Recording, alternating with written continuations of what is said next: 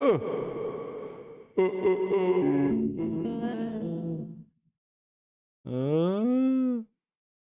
uh, hello. Hello, hello, hello, hello, hello. I am back with a new screen. A big screen. Oh, wait. I hope. Yeah, you can see. Yes, you can see. Okay, good. Hmm.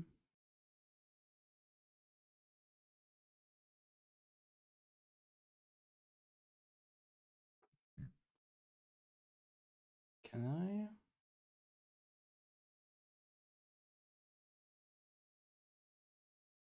Hmm.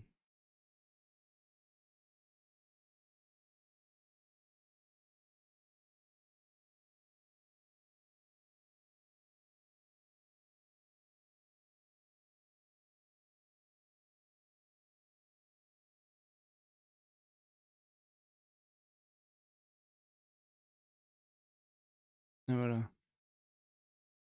Hop.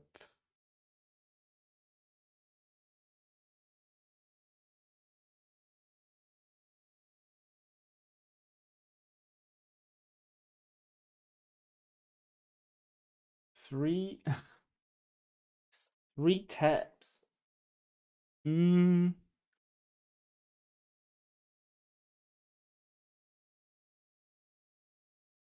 Maybe I can have this here.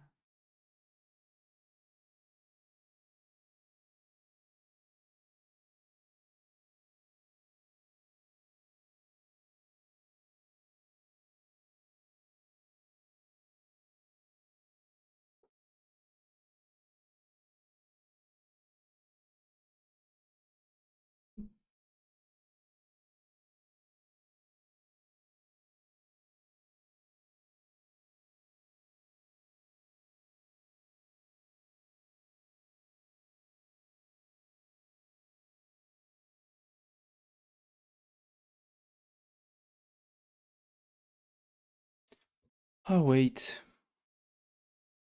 Wait, I didn't eat because of things. Wait a minute, I'm coming back actually.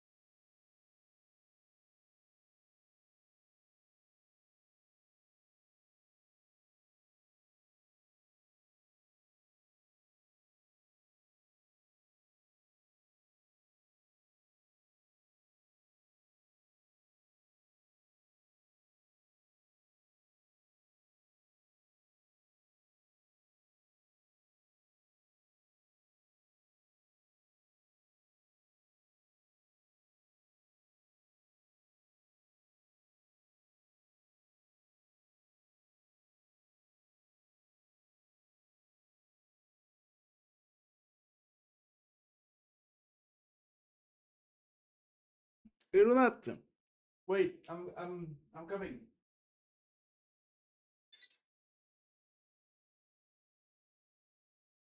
Just to eat a little bit because I didn't eat.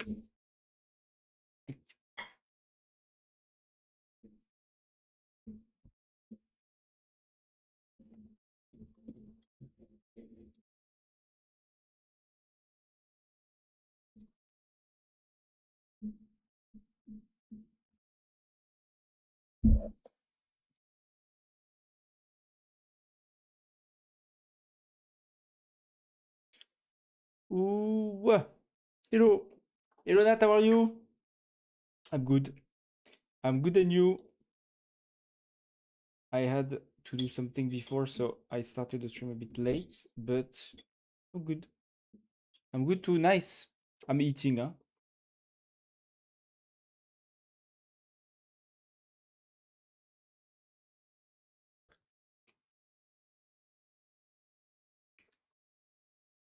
I was programming for you, believe? Really?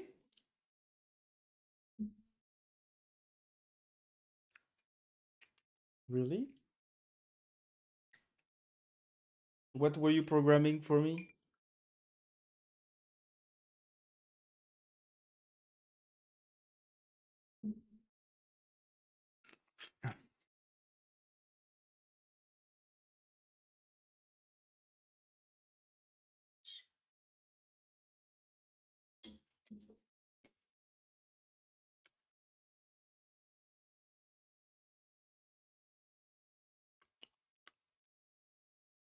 If you accept my webpage, literature thing, I'm the profile URL, you will see a thing.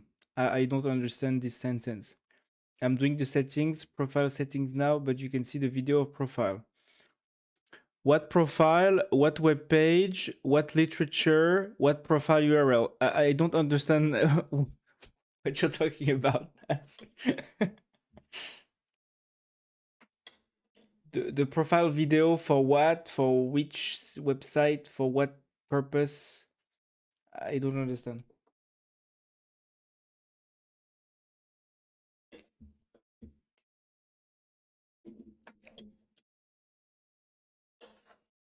Ah, yes, your website, yes. Your Goodreads alternative, yes.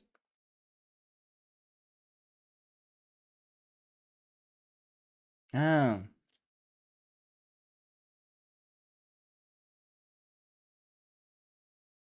basically now you have a profile page. Oh, okay, that's pretty nice.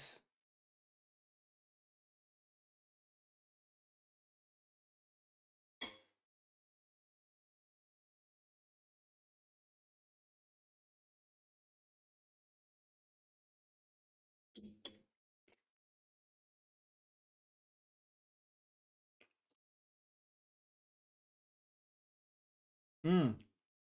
What is the what is the URL? Oh my god, there's so many.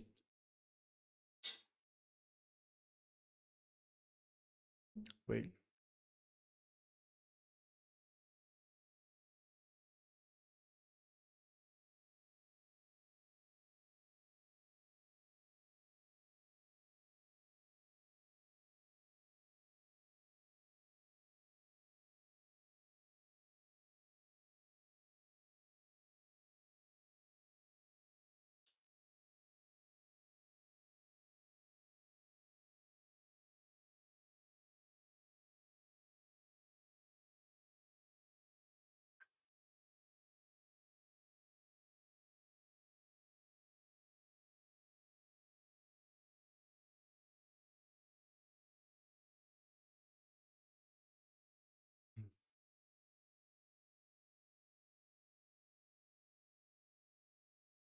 Okay, what is the URL? Slash profile.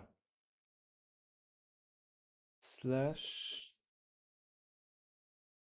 profile. Ah, yeah. Yeah, I have it. Nice.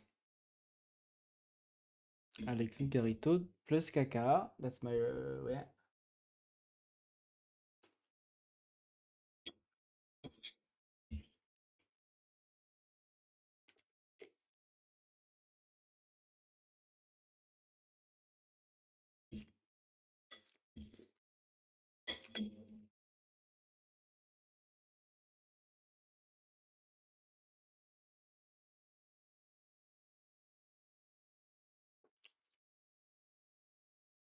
Very good. It's pretty nice. Readings per month to read, reading to read. Very cool. Yeah.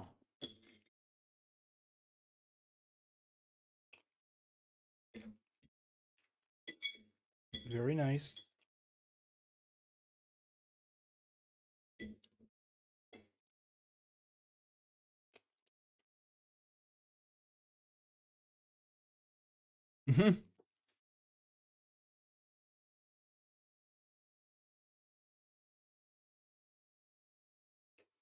And today I did a WebSocket to change my voice with commands on voice mode and my Twitch chat.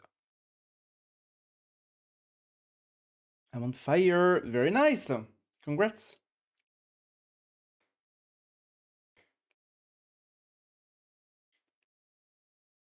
Congrats.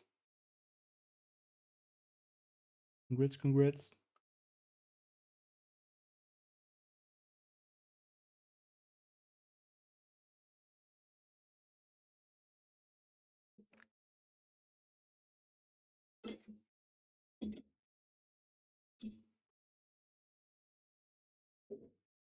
Up. Voila. Maybe I'm going to take a dessert. Wait a minute.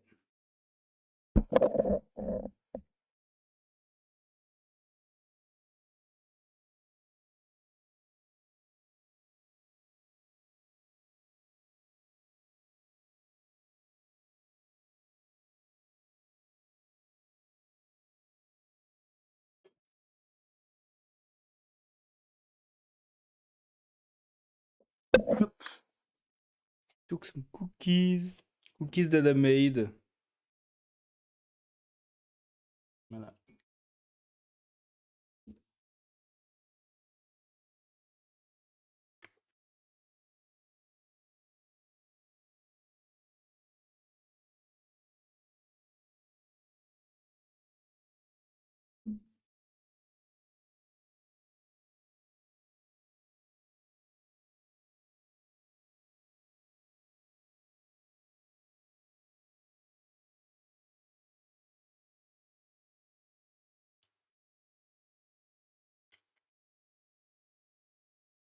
And tomorrow I have an interview. Very nice.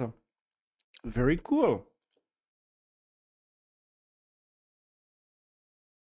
Very cool. Ah, how did you also had an interview this weekend, no? Right?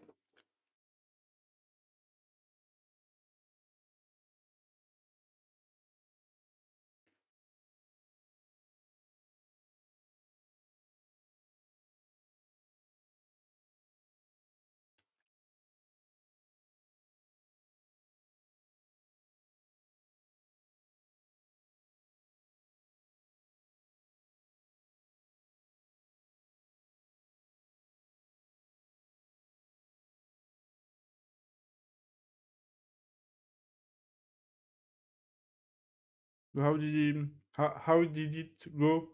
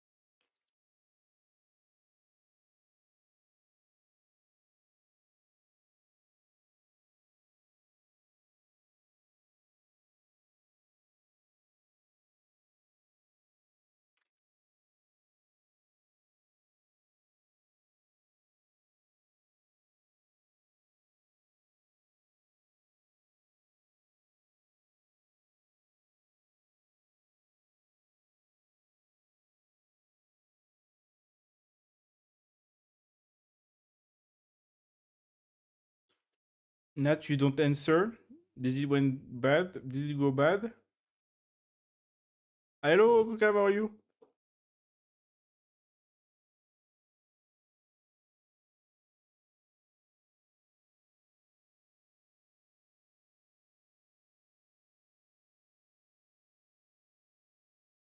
Mm.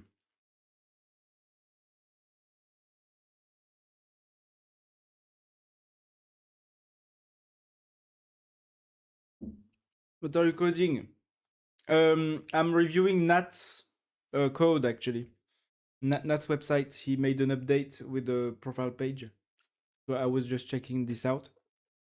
But tonight I'm coding my glyph creator that I think is almost done.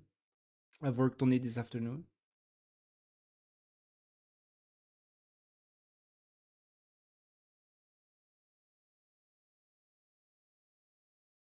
Oh, by the way, I need to delete the tech news labels tags. Sorry for the mouth sounds.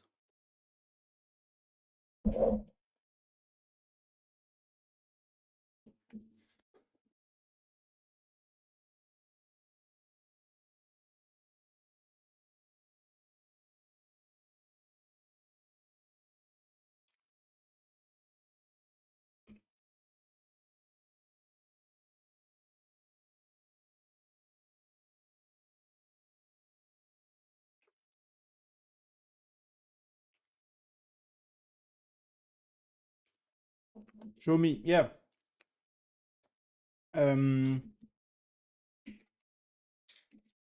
Alors, petit glyphe.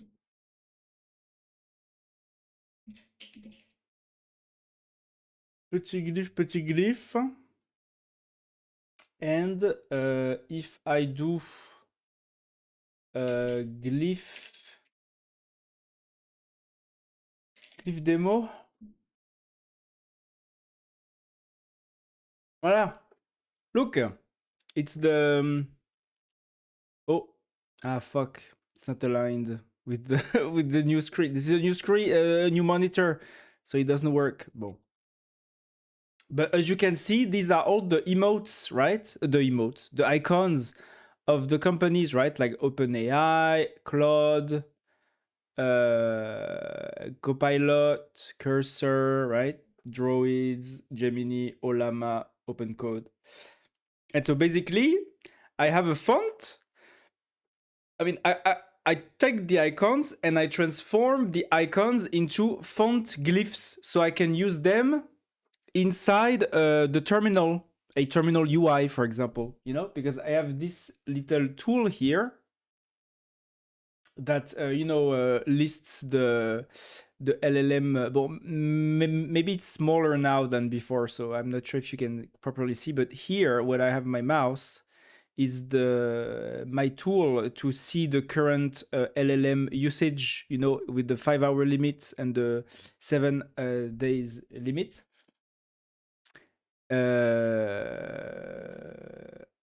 And basically, I also have this TUI related to this tool. And as you see, there's Codex, Claude, Gemini, OpenCode, Cursor, but there's not the correct logos because you can't put images in most terminals, but except if you have a Kitty, Alacrity, or Ghosty. But it's not compatible to with every terminal. So what I want to do is I want to create a font and add the logos to the font and use the font inside this terminal UI. Voilà. How you transform in font? I just asked Codex. I guess there is a way to transform it. It's just that I'm not fully aware.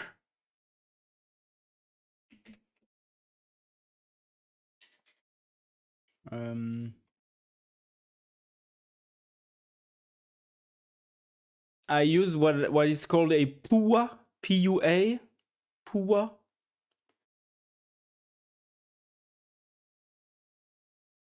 And so basically what I do, I think, is I take the icons, so the colored icons, right? I put them into monochrome. I get rid of the background. So I have like a not a gradient, but a monochrome image, imprint. And and I just use that as the as the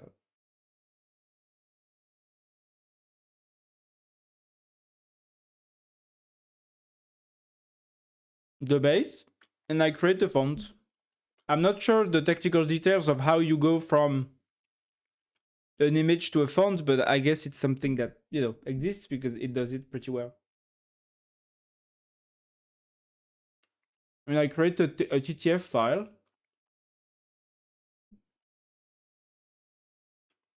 and it works.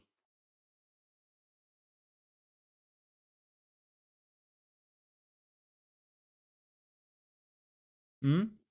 Ah. Yes, the interview tomorrow is the second step of that one. Ah, okay. Ah, very nice. So, okay. So they accepted you on the first interview, and now you are on the second. Very nice.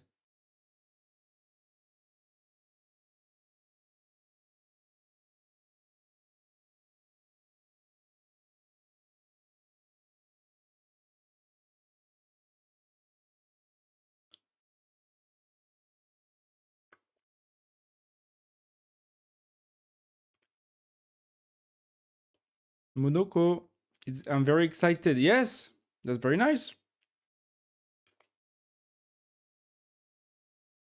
Where is Monoko? Where do you see Monoko?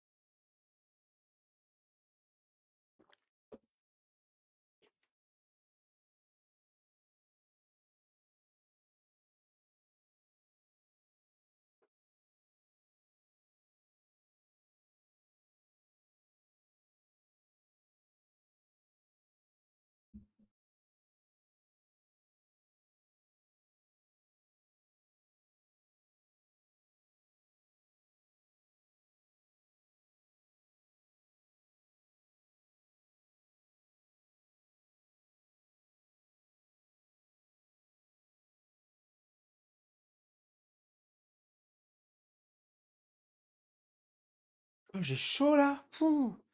Ça me rate. Oh.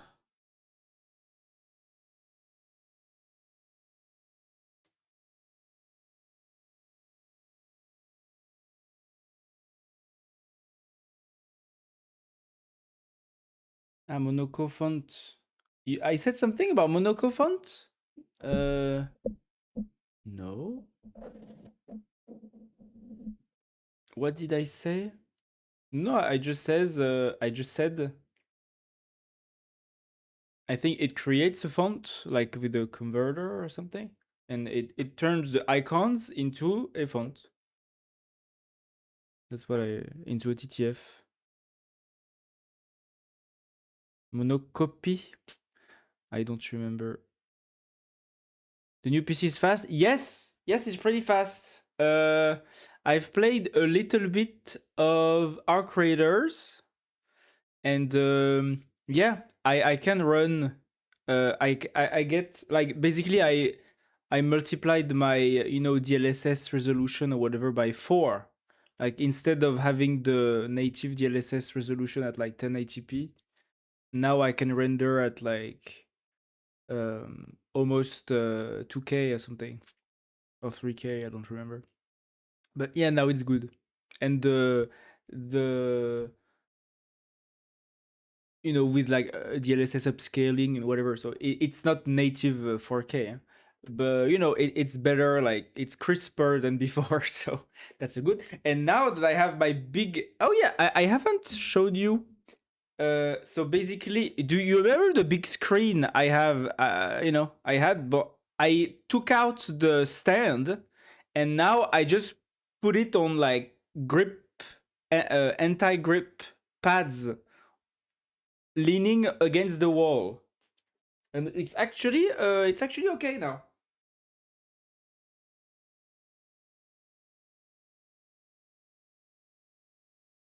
I'm gonna show you.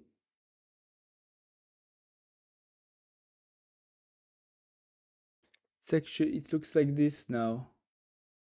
You know? Attends, let me show you in full. Voilà. You know? Maybe I can just wait. I'm just going to send this photo to the Telegram.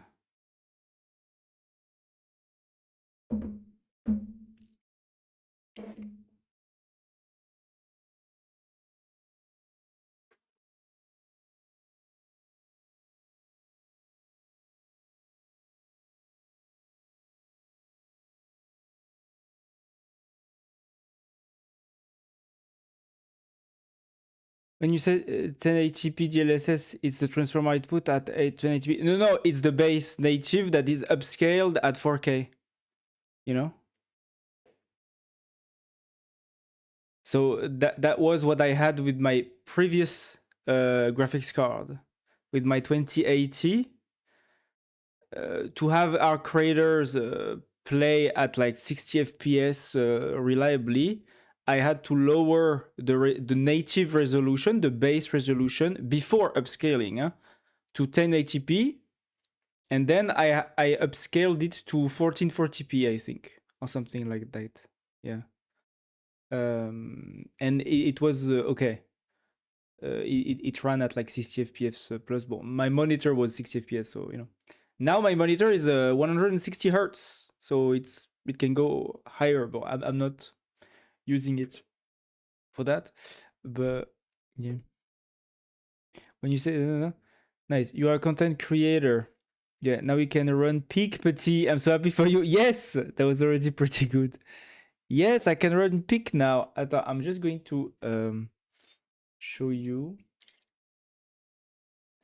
the image. Voilà. Hop. Voilà. This is what my setup looks like. You know? Now.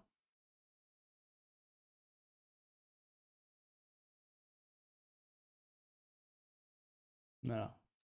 So before I had like basically before I had 3 screens that were very close to this one, the small one here, right?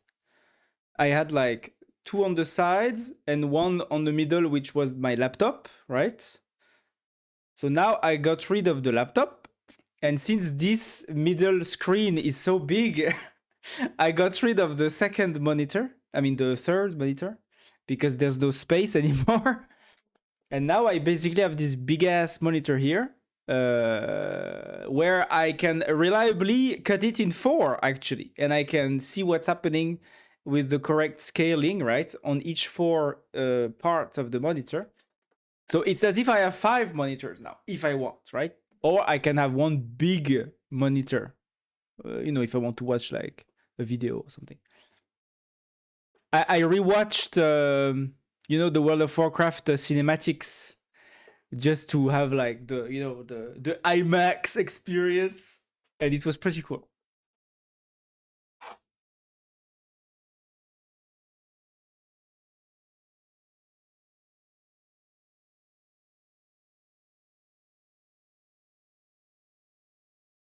Beautiful setup. Thank you.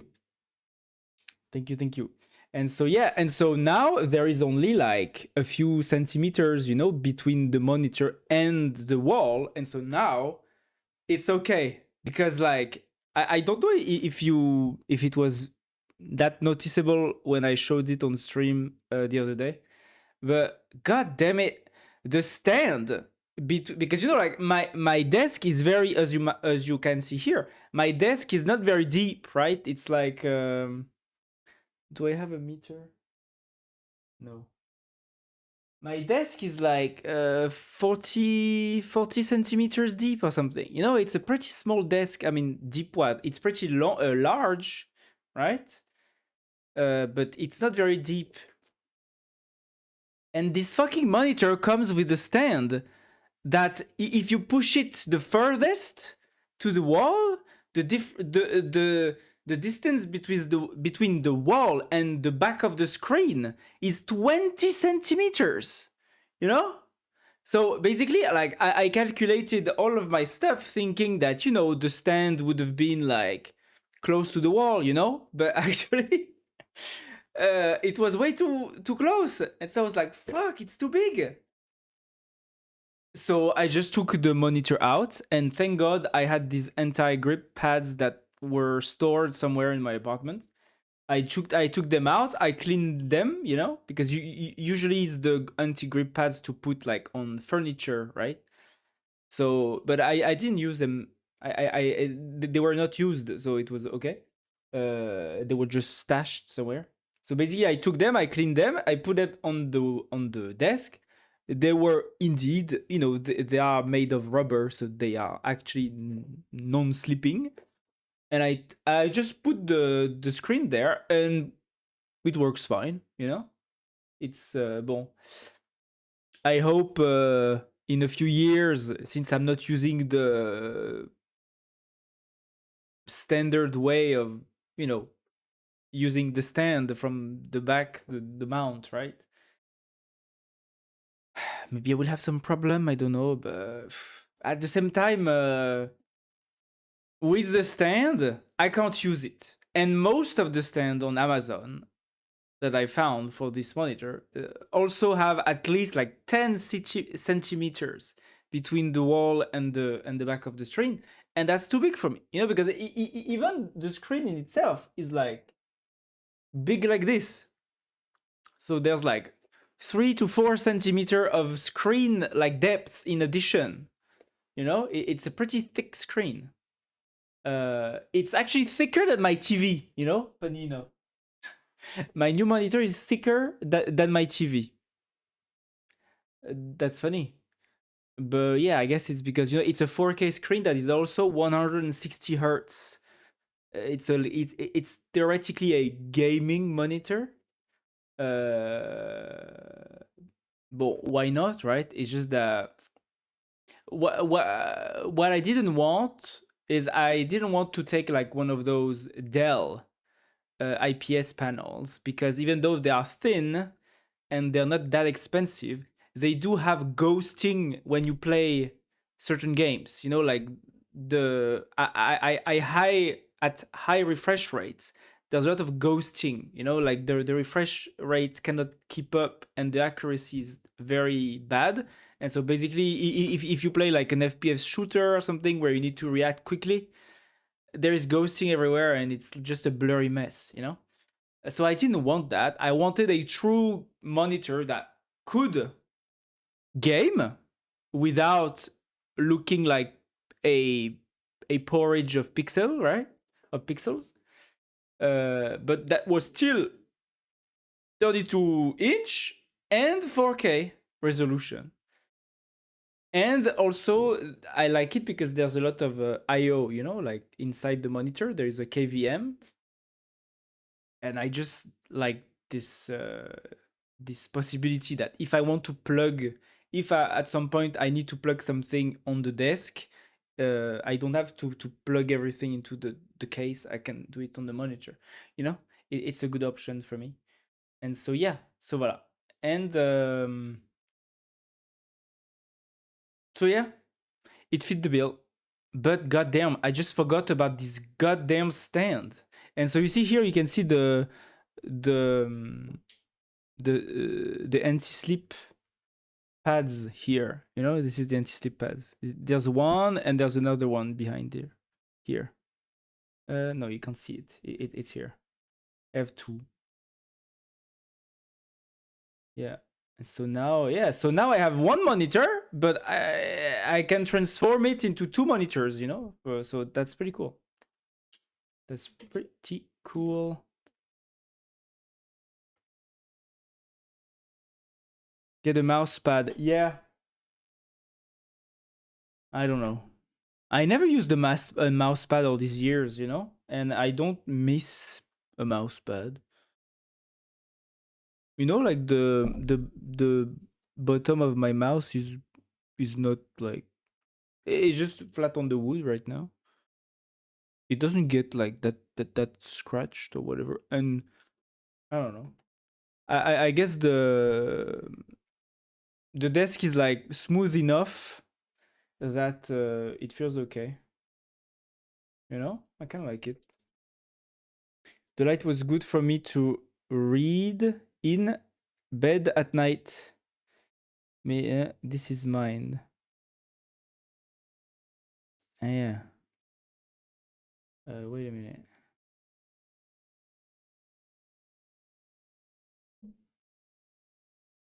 Yeah, the ultra sharp. Well, I almost bought this one, or maybe the 32-inch one. I almost bought something like this. Yeah. Like I think originally I wanted. Oh no, wait, 900? No, I wouldn't have bought it. It's too expensive. Maybe I was looking at the, or maybe on the Dell website it's more expensive. Maybe on Amazon or whatever. It's a bit better.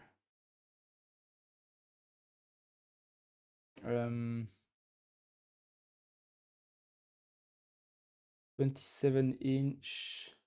Yeah. 4K, 1440p.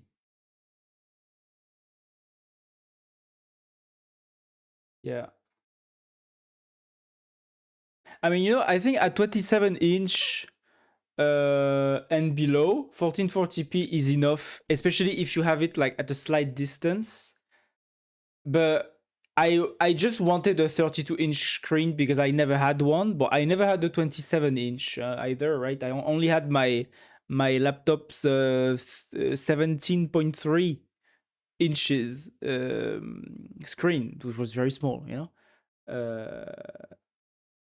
But I wanted to just, yeah, you know, like take the screen that I'm going to keep for 10 years, right? That's the philosophy with my new PC here and with this monitor and everything else. So I just say, okay, let's go for the 32-inch.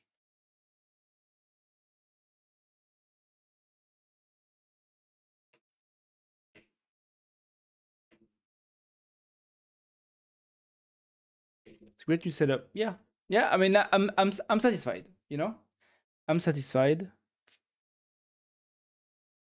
I'm satisfied by the yeah. So yeah, it's yeah. I'm pretty satisfied, and I really like. I think at 32 inches, 4K. Yeah, you just need 4K.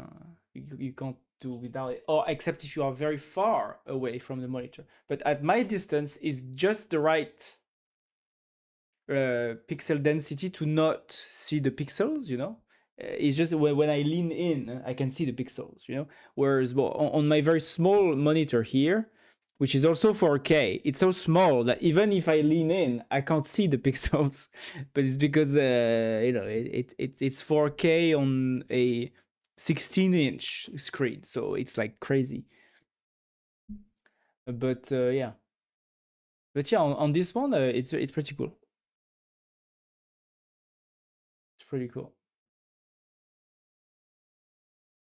And also, yeah, I guess I'm also fairly close because my desk is a bit um, small depth wise. So I guess I did need a bigger PPI, pixels per inch. Um. Okay. Wait. Why did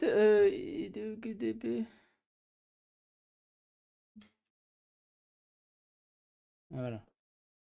And I also want. So now I think I'm going to try to always have work on two things at the same time. You know, because wait, maybe the music is a bit high.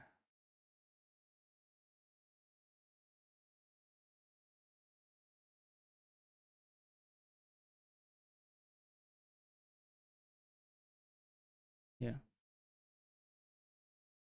Um.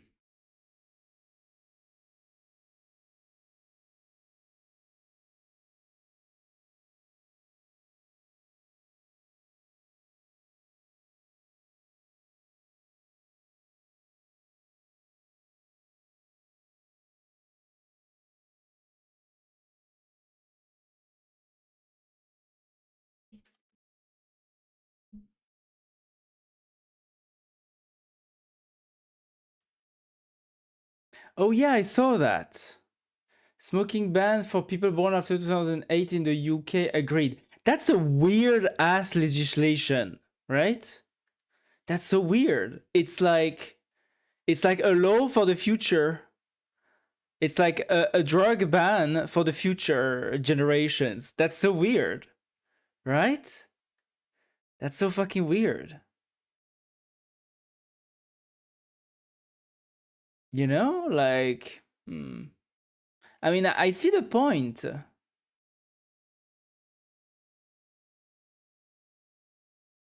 but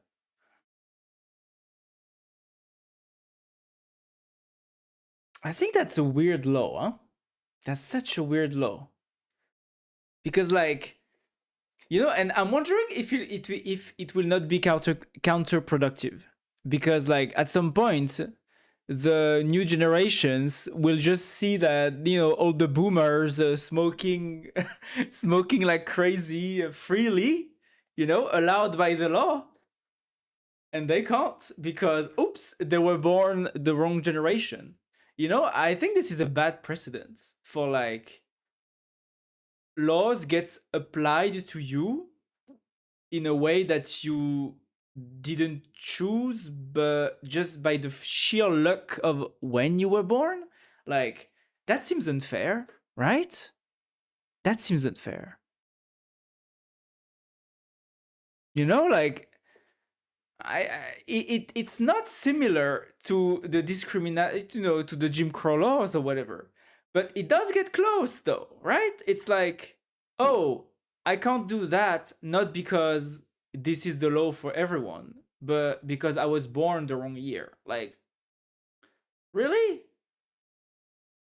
really, is that the kind of, you know, laws and, like, legal regime you want to to instigate? You know, like, a legal regime where laws gets applied to people depending on characteristics that they haven't chosen, you know, like when they were born, you know, like, to me it's very similar to the Jim Crow laws because with the Jim Crow laws, you know, like the discriminatory or apartheid laws of South Africa, you know, people got applied laws to them based on something that they didn't choose, which was the color of their skin, right? I think it's somehow similar. You know, it's like, oh, you got unlucky by how you were born. Too bad. You can't do certain things. I think that that's kind of unfair, you know. And I understand that this is you know, a healthy thing or whatever, but I'm talking just like in terms of freedoms, you know, like legal freedoms, like individual rights. I think this is a bad precedent. I don't know. I think was Bert teaching why smoking is bad. Yeah, but that's very different, right? Like, here, you do not, like, because when you teach someone smoking is bad, the person is still free to do what they want with their body. You know, if they want to destroy their body, it's their right, right? Now you have, like, this nanny state that comes to you and say, no, you can't do that anymore because I care too much for you. So these other guys that are older than you, they can do that because I don't care as much about them, you know. But you, no, you can't do that, you know, because I care more. But, like, what, I don't know, to me it's just a weird, it's just a weird paradigm to be in, you know, because, bon, I guess the slippery slope argument is somehow of a, maybe not you know, a very real argument because, of course, you know, it depends. But yeah, at the same time, like, in the principle, I don't like this being applied to other things, you know. Except, I guess the only exception is if people become immortal. Okay. or something. You know, maybe you have to have some cutoffs. About like, okay, at some point, society needs to evolve, even if the people don't evolve or carry on for like hundreds of years or whatever. I guess that would make more sense.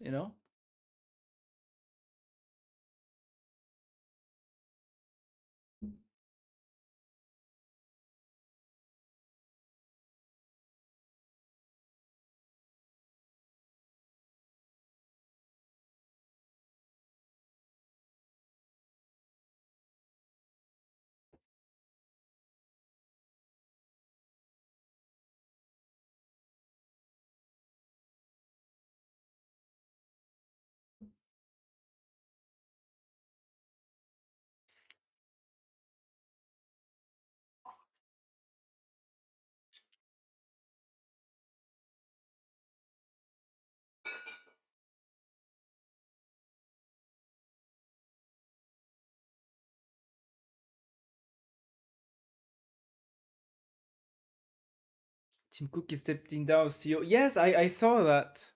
I guess the writing was on the wall, right? I think. Like people have been speculating about this for a while, right? That CEO, because like it seems that the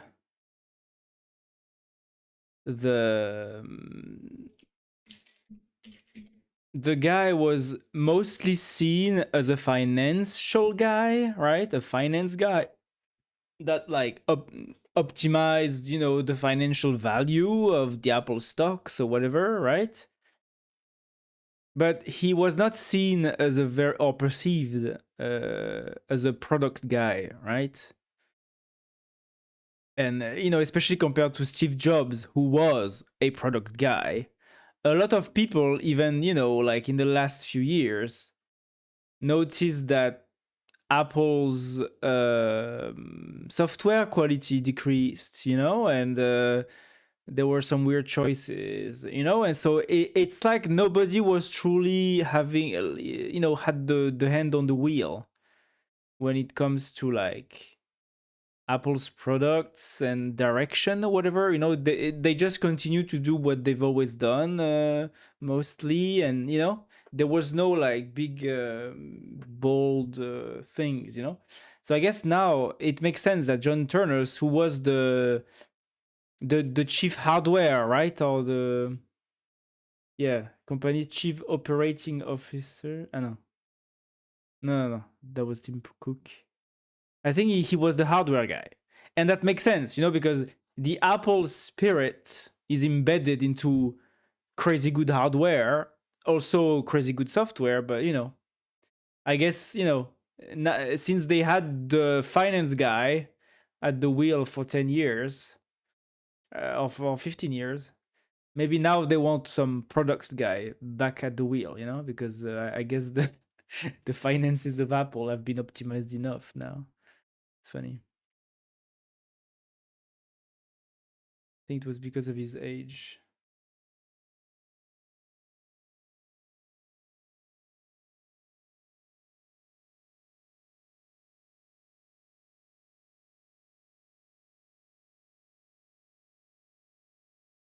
Yeah, also probably.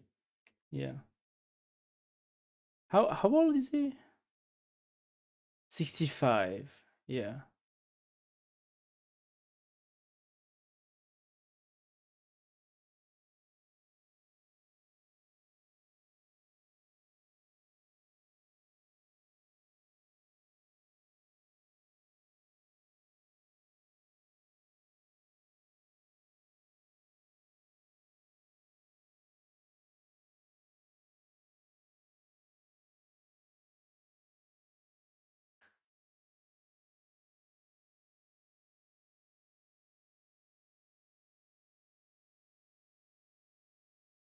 Yeah.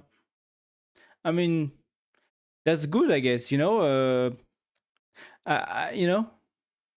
because to me that totally reflects what people have been saying for the last few years when it comes to like how Apple lost a bit of its product spirit, right? And they just kept on doing the same thing and optimizing, but maybe not like outputting bold moves, etc. And that also culminated in the way they totally missed the AI rush, right? Like it's crazy how they missed the LLM paradigm. I guess because they were just too busy doing what they were always used to do, and it didn't came to their mind that yeah, they could maybe jump into this, but no, because I guess nobody cared enough about taking bold moves, right? Because it would have been a bold move, but a bold move that would have been logical now, but no, they were just too used to, shipping the same product, the same dumb Siri, and they didn't care. Well, yeah, you know, if I was a shareholder, I would be happy, I think. Yeah.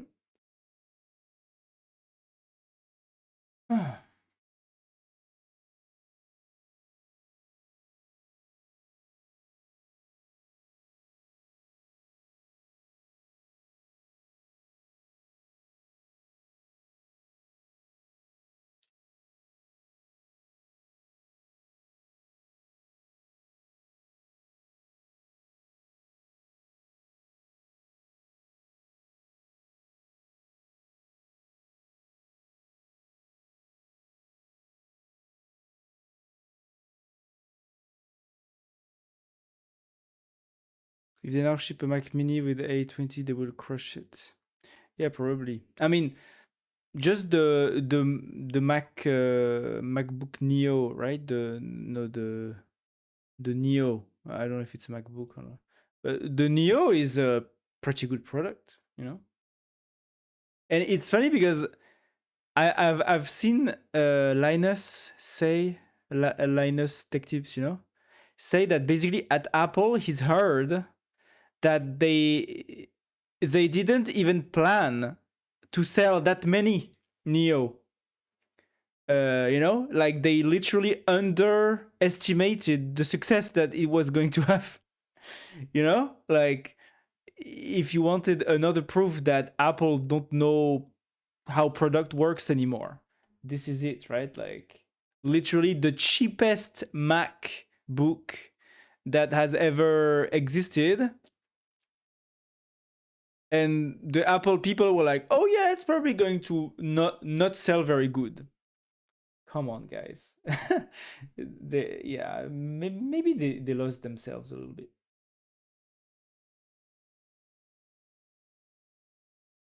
Maybe it can come around $200. $200 for a Mac Mini? That would be crazy. Yeah, 200. Yeah, $200 for a Mac. Damn. Like that would start to be competitive with the Chromebooks. God damn it. That would be crazy. But if they pulled since they pulled off Neo, now I would not be surprised, right? Because they did it once, I guess they can do it twice, right? Like it's actually plausible.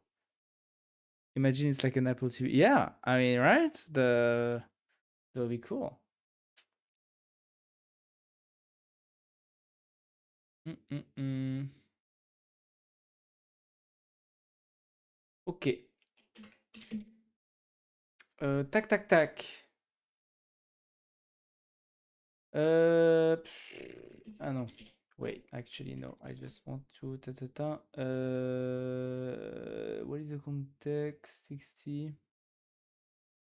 I need...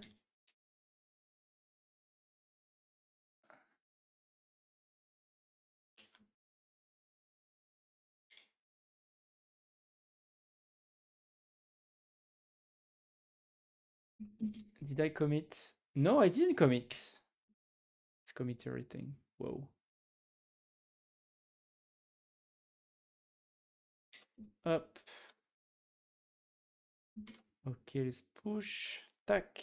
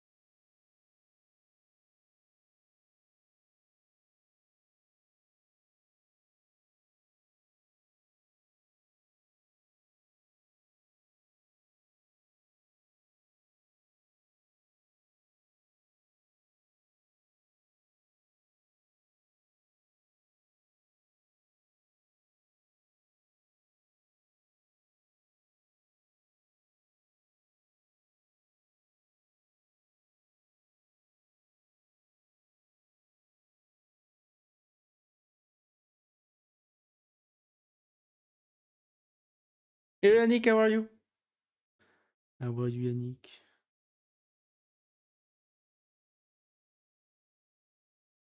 Um,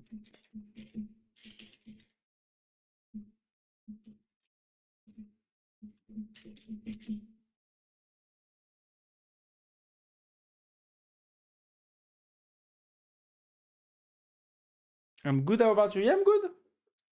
I'm good. I'm good. I'm coding. I'm back to coding on my new monitor. My new big ass monitor.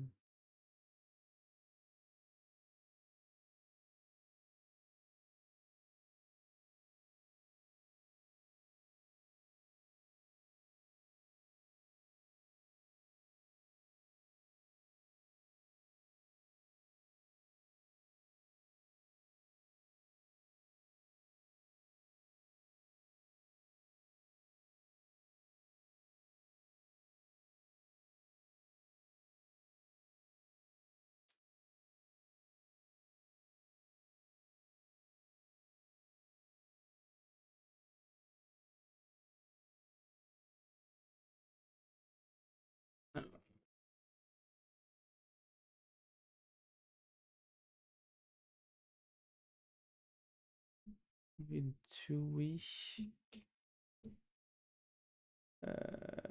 cargo run.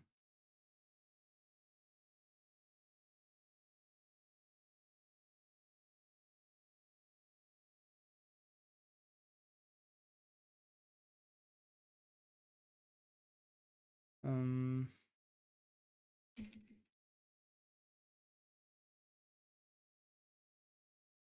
Wait a minute.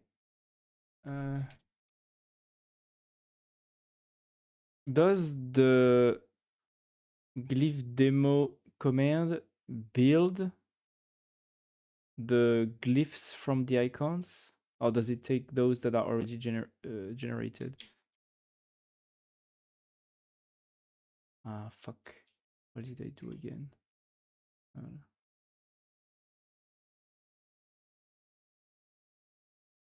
hmm? Oh, what happened?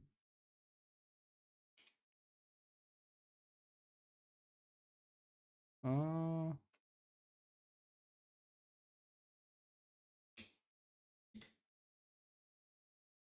does the glyph demo build the glyphs of the font, or does it take those that are already generated?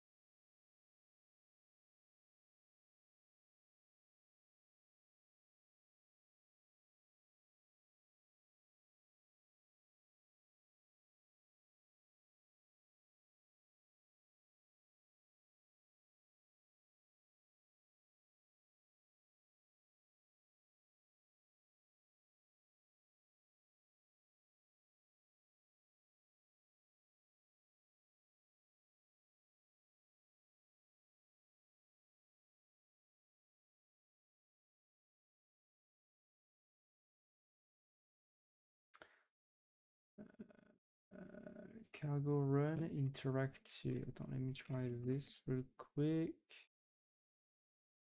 Oh,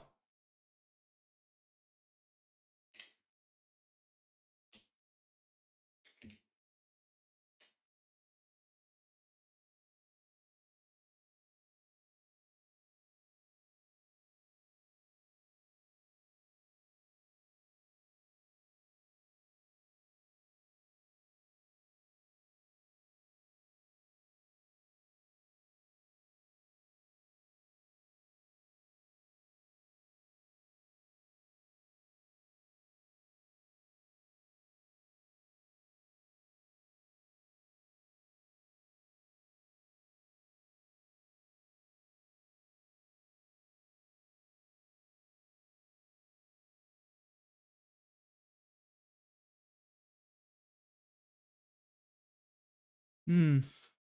That's good.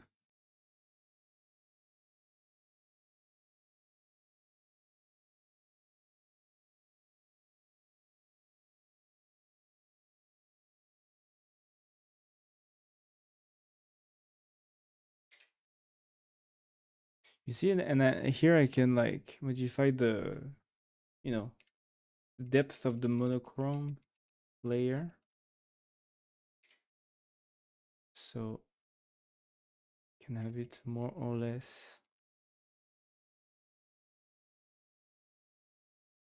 thin.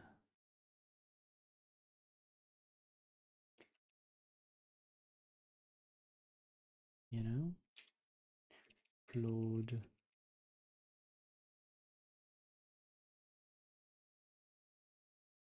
Tac, tac, tac, tac, tac.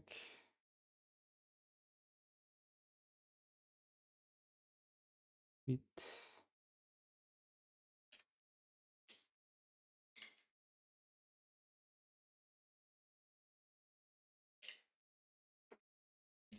Does what does the interactive TUI do to the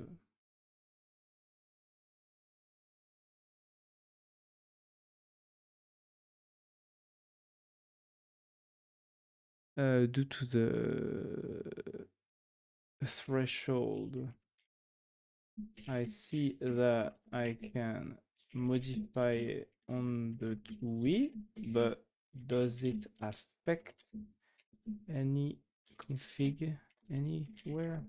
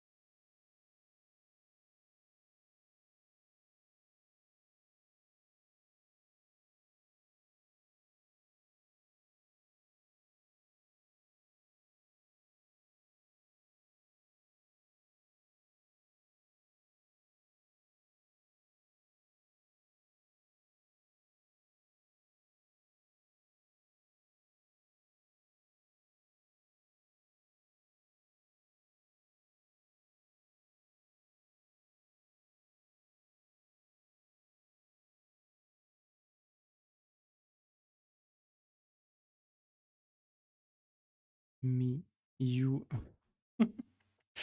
Ah, ah. The track does not perceive the threshold anywhere. But great. Is that for a manifest from the threshold override? Tweak copies that into other threshold and imitates that in memory while you press exit. There is no code there that writes back to Petitglyph or any config file. The only writes I found are output actor like previews from file. The live preview only percent config if you want to say saved.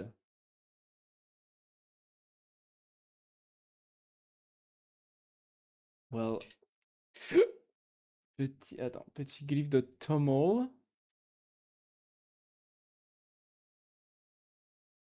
Euh... Hmm.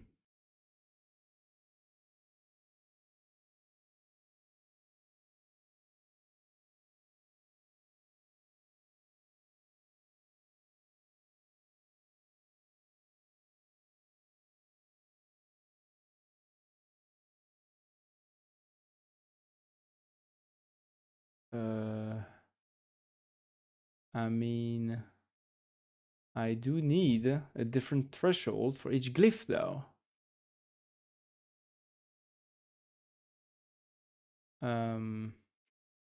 I do need a different threshold for each glyph.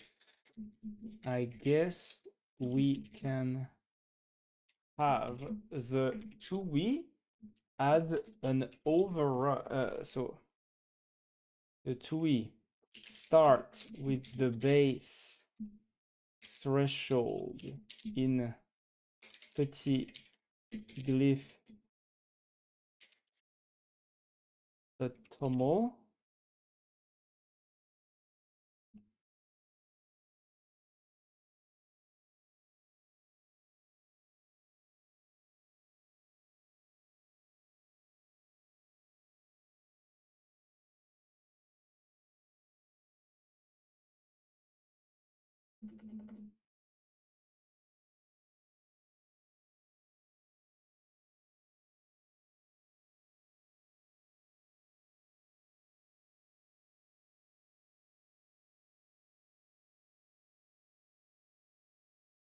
On my phone, it's kind of terrible. Why are you on your phone, Nat? Why not your PC? It means you do not see the 70 emote?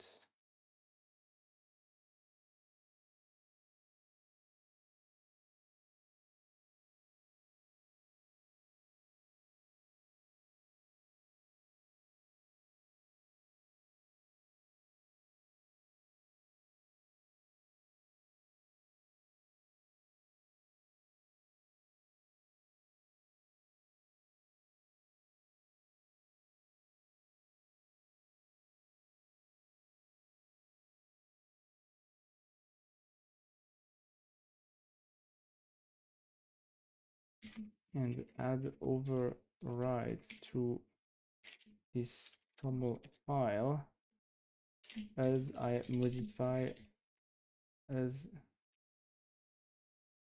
if I modify those threshold inside the TUI and press the key or apply. Generate this toml file interpreter logic as well as the TUI modifications, the apply button, and the toml file modification logic. Summarize with me here before doing, so I can validate.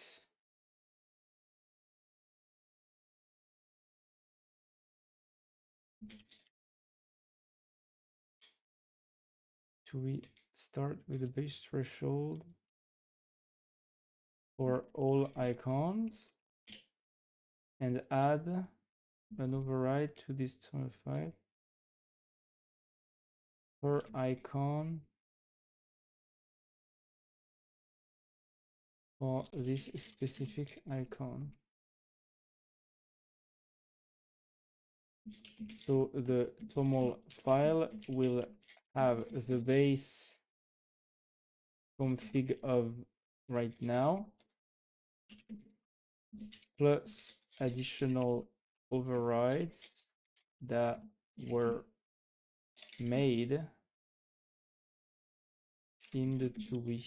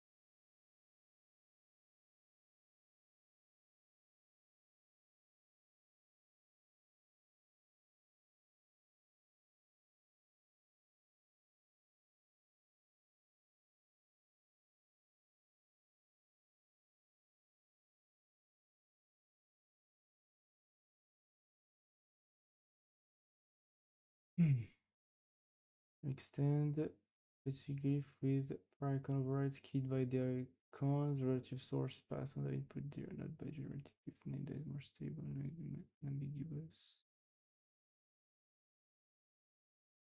Voilà, examples, that's the base. And now I want, voilà, threshold overrides, codex, no. Voilà, exactly. I make all three paths on overrides, interactive, built on demo. Effective threshold for a glyph would be per icon overrides from threshold overrides. Otherwise, the base threshold, I would keep threshold system-wide base override only for glyph to not original icon override. I would not let threshold erase save per icon overrides.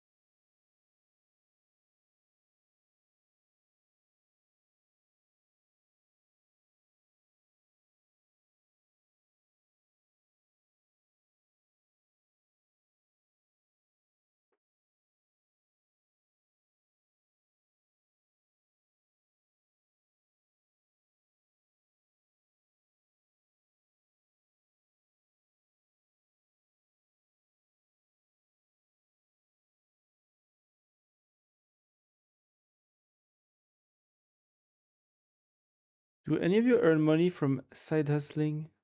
No, not me. Not maybe.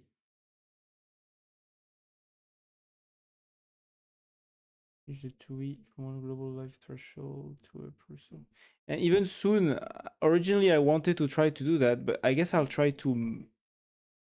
I guess I'll try to become a startup founder first, and if that doesn't work, then I will do the freelance work. I guess if it's possible. Everything I do is always if it's possible, because I'm not sure what the world will hold for me. But yeah, I wish I had the second income source. What is hustling? Hustling is like do a quick work on the side. It's like freelancing basically. You know, freelancing or a small business you have on the side. Yeah, for example, can be freelance or not, but yeah, like a second income from the main income. Yeah.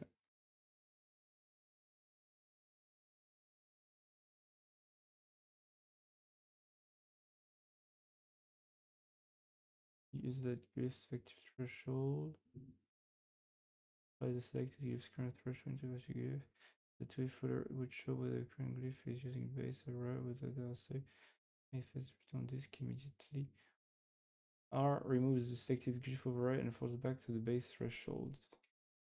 Yes, apply all edges, including your command R. Okay. Yes, I see some web pages, but very cheap, very, very cheap. Friends and friends of friends only. Okay.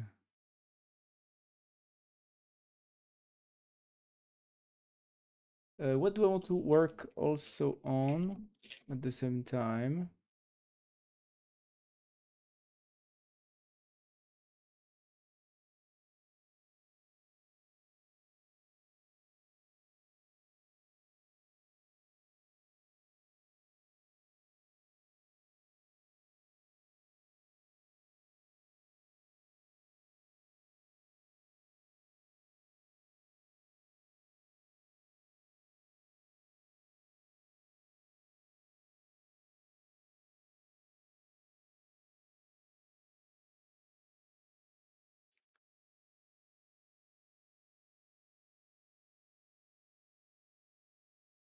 Let's work on Codex Waybar. Should I call it Codex Waybar or Petit Bar? Petit Codex Bar? That's a bit long. Codex Waybars. Because the original is Codex Bar. Codex Bar is the original. Repo, Codex Bar. At the same time, it's Codex Bar, but it's not only Codex. Petit LLM Bar. LLM Bar. LLM Bar.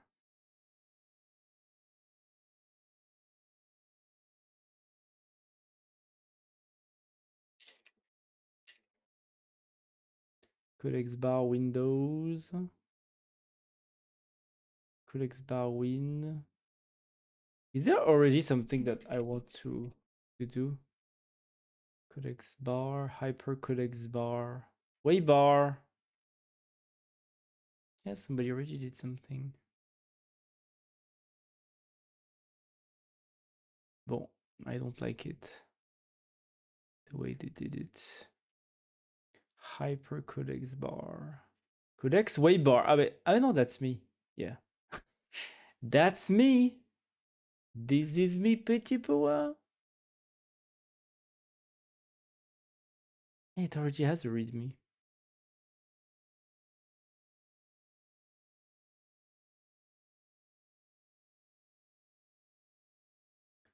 Oh, I'm working video editing stuff right now. Okay, there are some freelance sites, but I think the pricing is already very aggressive on those sites. Yeah. I mean, there's Upwork, I guess.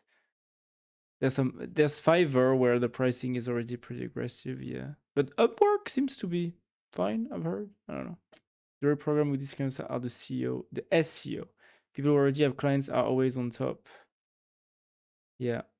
I mean, yeah, to start, you should not be in a hurry, I guess. Yeah. Fiverr, yeah.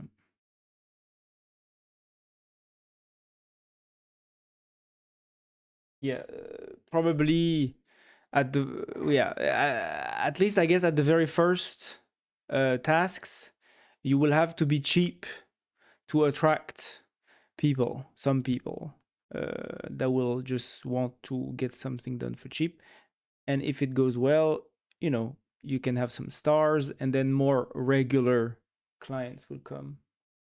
I mean, yeah, I already looked into it a few years ago.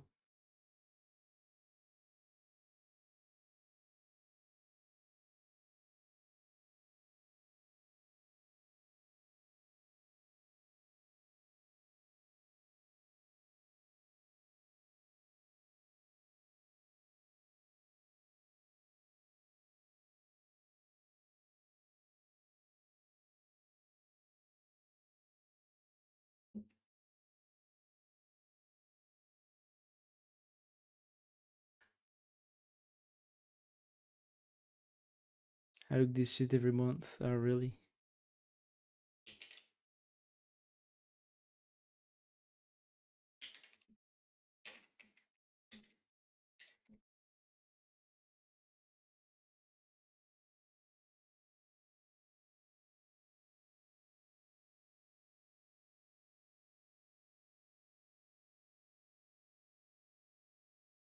What if petit AI bar? Petit AI bar, petit AI bar, petit AI bar, petit AI bar, petit AI bar,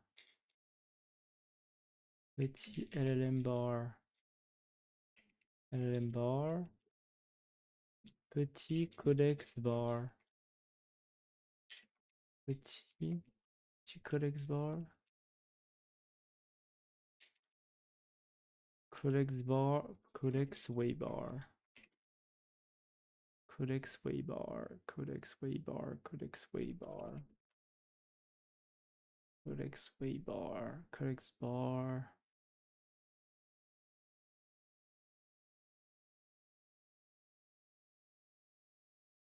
But I feel myself as a junior yet. It's hard to be a junior. A lot of Indians, Pakistanis that work very cheaply. Yes, yes.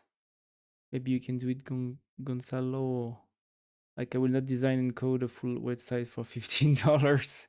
Yeah, I mean, also, I mean, actually, there are people on these sites who are also willing to pay more to not have a Pakistani or Indian developer uh, work for them, because, sometimes a lot of those Pakistani Indian developers, they are cheap, but they are also on the lowest end of the quality. I guess, even though I'm sure there are exceptions, right? But usually they are cheap, and they don't care much what they do for you. They just do the bare minimum for what they can extract, basically. Especially since it's very structured in India and Pakistan, how to generate money with these kinds of websites. And so they have like templates for everything, and they don't actually, the creativity is often not very good. So, and some people also are just reassured by the prospect of paying more for a better work, or by, like European developers or American developers charging more on Upwork or Fiverr do not necessarily put them at the bottom of the barrel, at the bottom of the list. It's just that there are different people who will go to these profiles, who have different expectations, who have different, when it comes to quality, care for the work, right? Like, if you spend $500 for a landing page or something instead of $15, well, yeah, people will expect that more care is done. So it's still possible. Like, it's not impossible. It's just that whether you're Pakistani or Indian or European or American, yeah, you will have to struggle a little bit at the beginning, I guess. But like, high prices are not unheard of. Like, I've seen plenty of successful profiles on Fiverr and Upwork from European or American developers who charge very expensive rates, and they have a lot of clients. So it's also possible.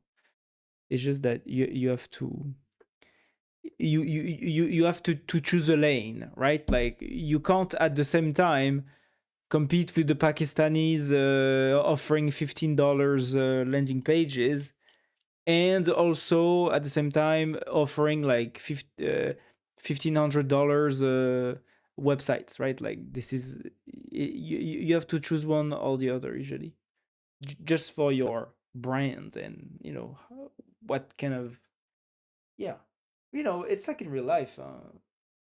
You need to choose if you are luxury or middle or premium or cheap, or you need to choose. But there are a lot of possibilities.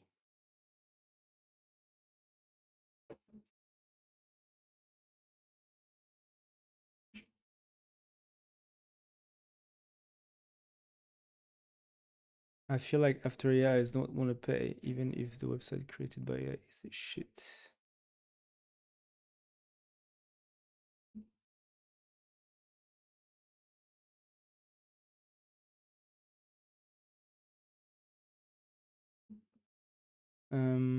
Yeah, I mean, of course, I'm sure that the threshold to people paying on Fiverr and Upwork has probably gone up since AI coding has become better in the last 2 years, right? Of course. So yeah, now maybe before, what the Indian or Pakistani developers could have sold to you for like $20, now most people just do it, just buy a Claude subscription for $20, and they just ask Claude to do it. So yeah, Of course, it changed the market, I'm sure. But like, if you actually have good taste and good, engineering capability, and you can solve problems, right? I'm sure people are still willing to pay for that. It's just that, yeah, I guess the quality bar has gone up when it comes to, now compared to before, for sure. But I'm sure there's still some ways to find work. Have all the companies in this world replaced all of their software engineers by AIs yet? No. So it means that they're still useful, right? So there are still genuine problems that AIs can't solve yet, right? So yeah, as long as it's the case, I'm sure there will still be work to be done on Upwork and Fiverr, but by humans.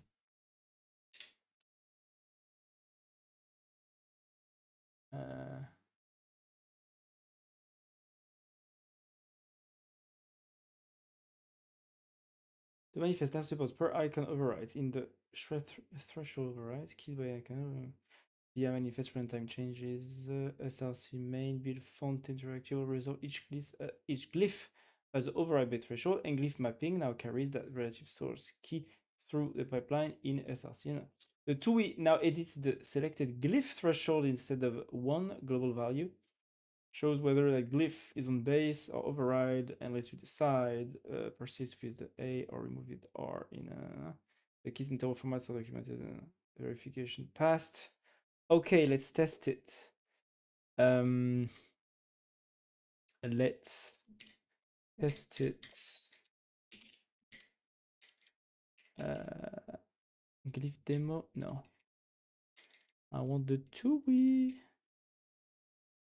Where's the TUI? This. Okay. For example, yeah, so squid, threshold, page up, page down, A, applied override, remove override, list marker, saved override. Okay.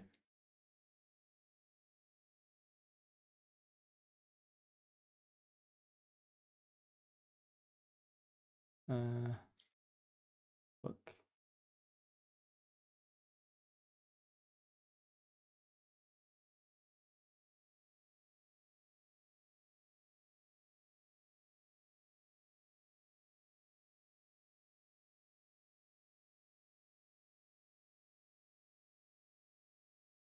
Yeah, for example, if I want this, apply override.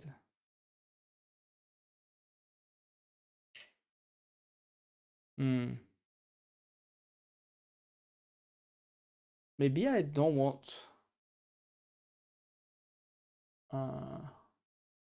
What do I want? Do I want the override to be applied automatically, or do I want the override to be applied after?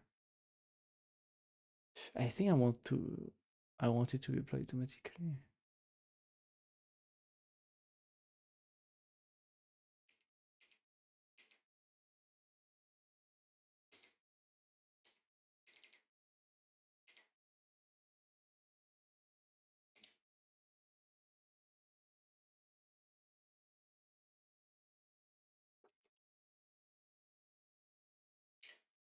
Yeah.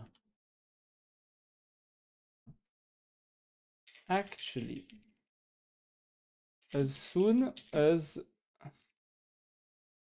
I want the override to be applied automatically whenever I change the preview of the threshold in a glyph, without having to actually apply the override. So get rid of the apply override button on the TUI. Keep the remove override though.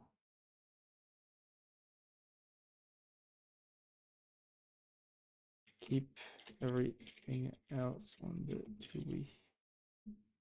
Saved override, indicator, etc.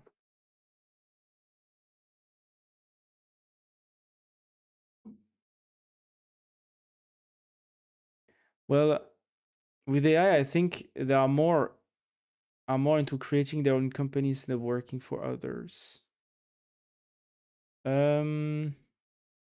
Yes, also I guess, but like creating a company asks for so much work that whether you have AI or not, you will still have to do a lot of work also with others, right? But yeah, I guess now it's possible to have a one-person company or something, or a small amount of people company compared to before, right? It's easier.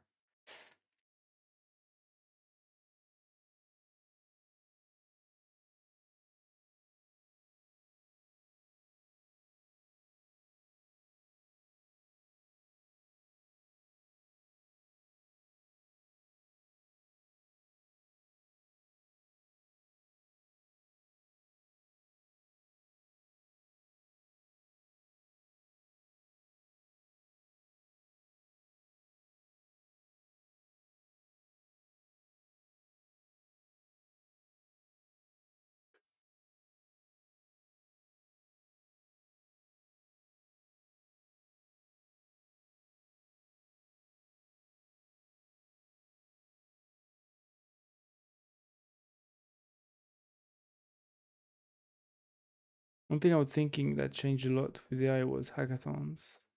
Now on hackathons, people are just prompting. Before it was real coding.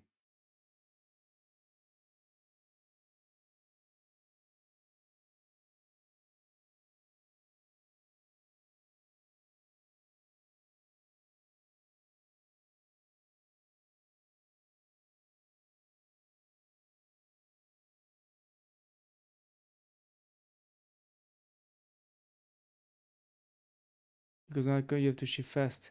Yes, true.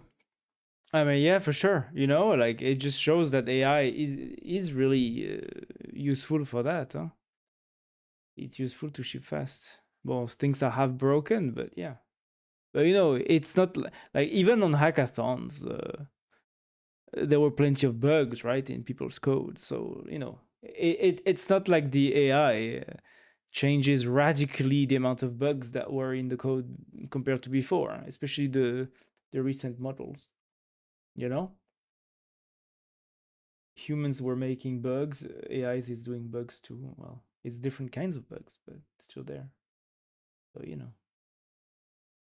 well, at the end of the day, it's still humans behind the wheel. The twin from Pimalada, yeah, but it was a good fit for that scenario. Yes, yeah, of course. Yeah, the AI productivity gain is perfect. Is perfect for that scenario. Yeah.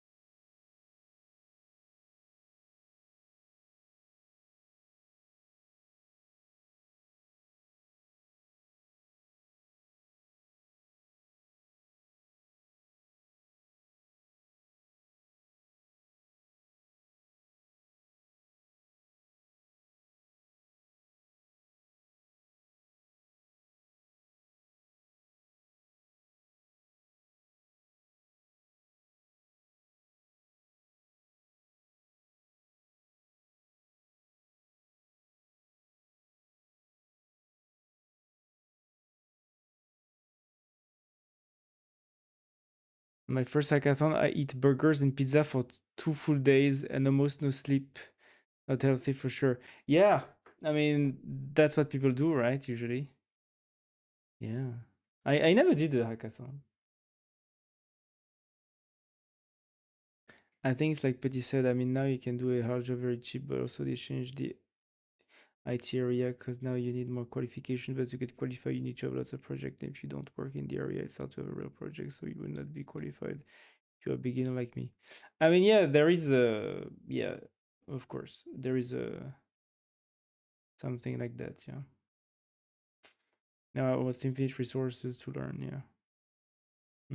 Yeah, I think it's getting a bit harder to be a beginner.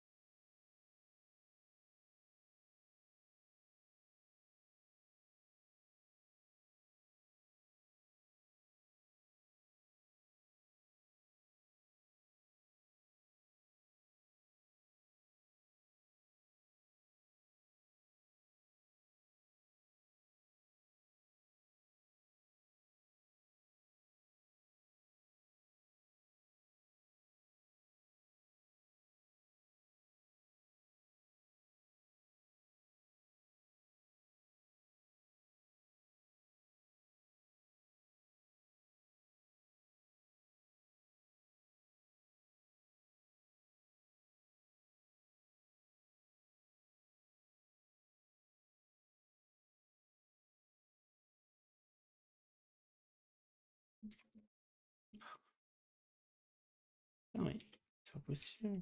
Ça fait ça.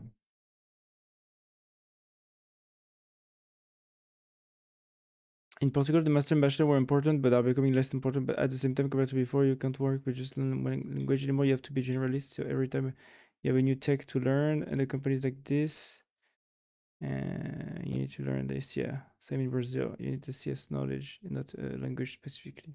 Yeah, I mean, yeah, true.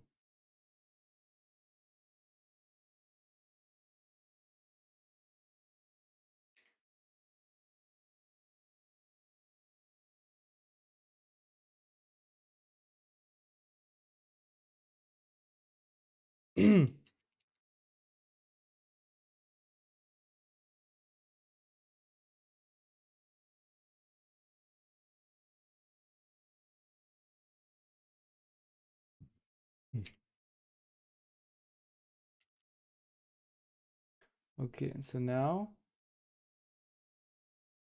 for example, this.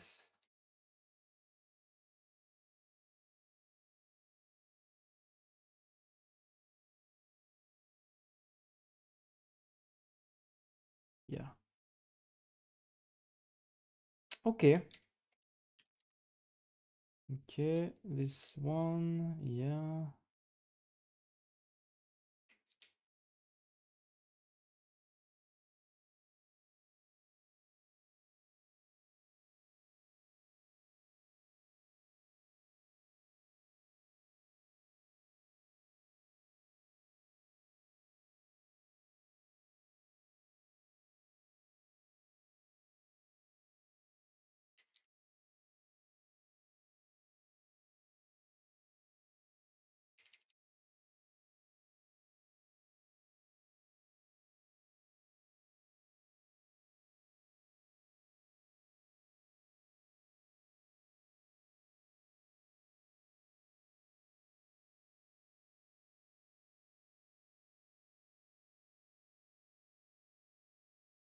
This is also in Ratatouille. Huh?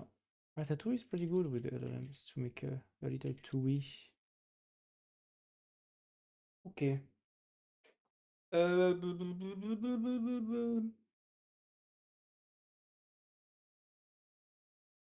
Okay. Let's commit this.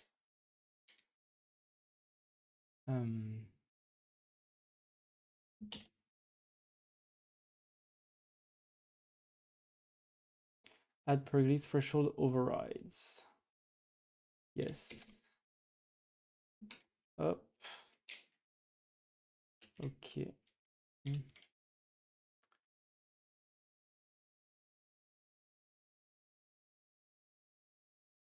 Free game on Joji. Let's see. Whispering Valley. What is this? Ah, on GOG they do free games too, like on Epic now. Interesting.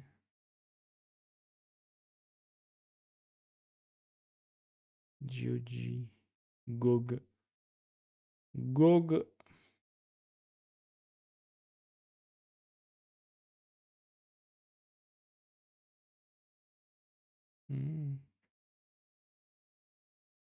Complex puzzle. It's a puzzle game. Or wait and click.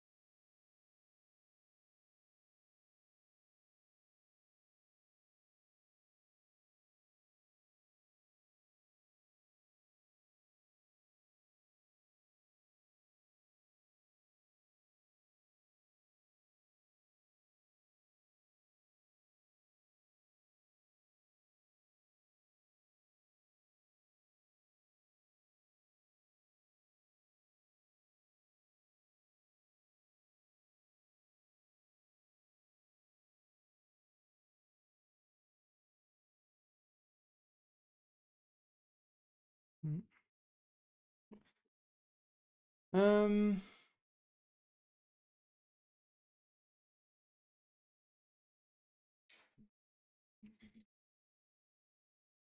Okay. Now I need to refactor the commands and stuff. Um.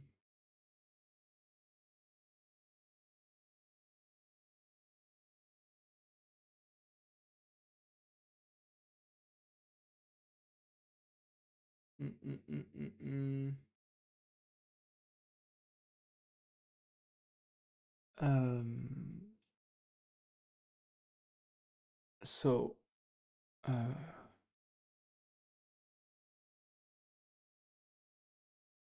I want this to be. I want this to be installable as a tool for other software to use and also for people to use. I want this tool to be available for other software to use and other people to use through, for example, making it available on crates, PyPI, or NPM.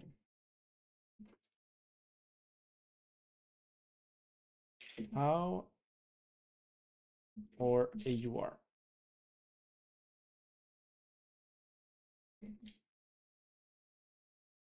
How do I make this happen correctly? What do I need to do? What What changes are required? I would like a streamlining and refactoring of the commands so that it's more standard and corresponds to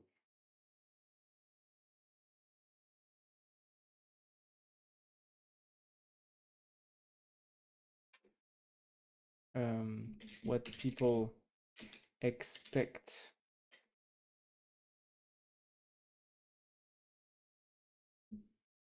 We also need to think about how to make this work not only inside this repo, but inside somebody else's machine where to store the file.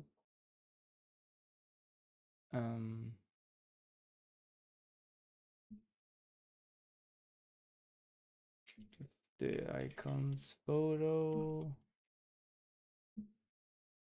images,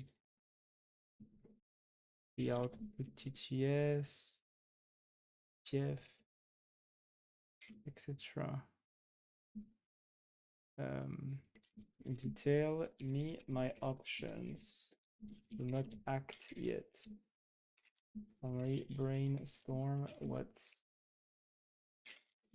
possible.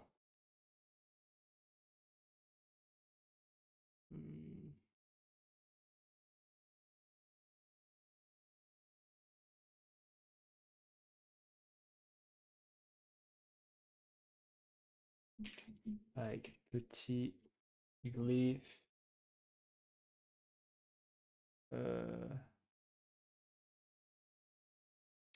command.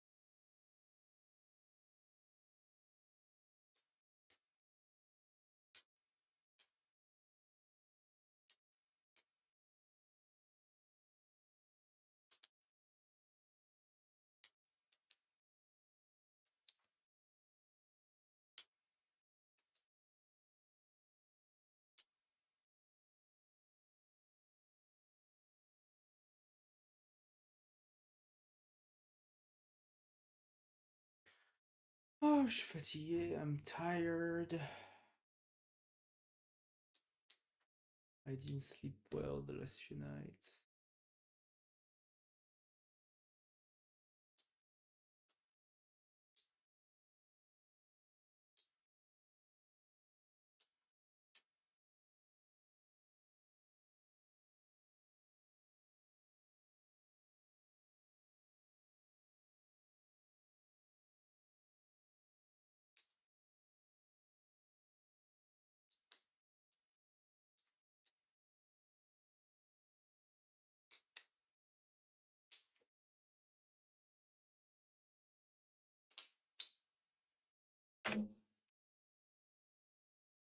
I don't know. The clean path is to separate three concepts: how people install Pettigrew, how humans use Pettigrew, how other software integrates Pettigrew. Right now, the repo is still a project local tool shaped, not published CLI shaped. The main sites are the repo relative defaults, the starter manifest defaults checked in this artifact and the external glib demo helper scripts. Helper scripts.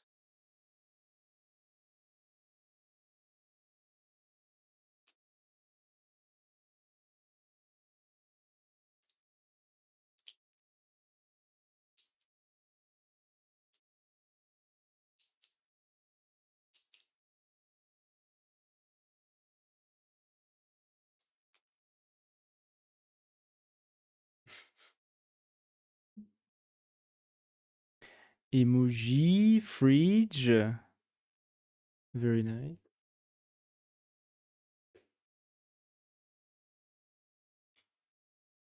One important part is already correct. Relative input here and output here are resolved relative to the manifest path, not the root.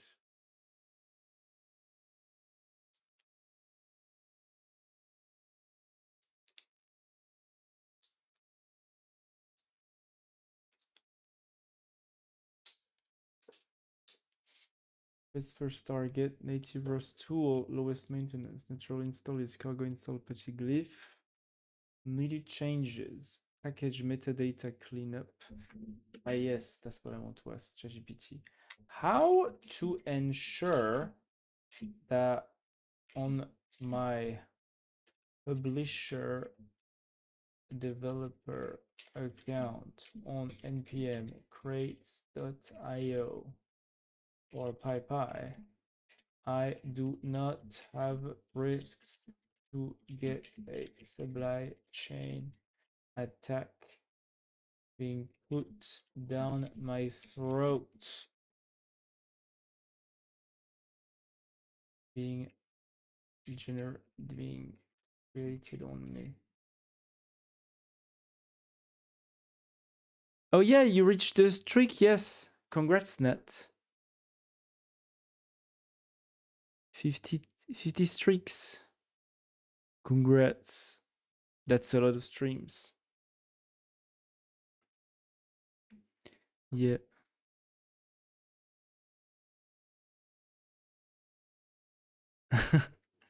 Oh, by the way, how went your I saw that you streamed this weekend, right? I didn't have time to go see you, but what is what it was? Did you? I guess you played games. It's the proof that I don't have a real life. Well, this is your real life, Net. That's all. Yeah, yeah. I'm streaming all days, kinda. That's pretty nice. That's pretty cool. Did you stream today? Well, I guess I was busy too. I didn't check.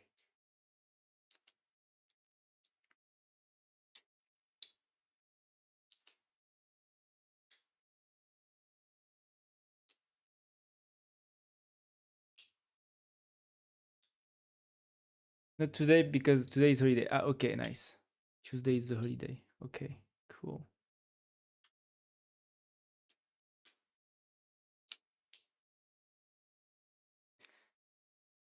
Tiradentes holidays and Brasilia anniversary. What is this? Brasilia anniversary.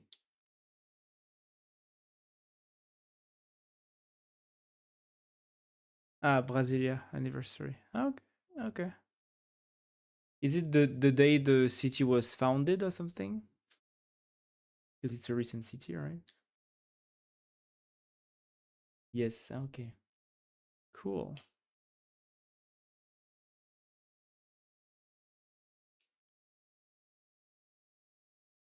Release process. README written for install usage instead of cargo run. GitHub releases with pre-built binaries. Best complement to create. Important for users who do not want Rust installed.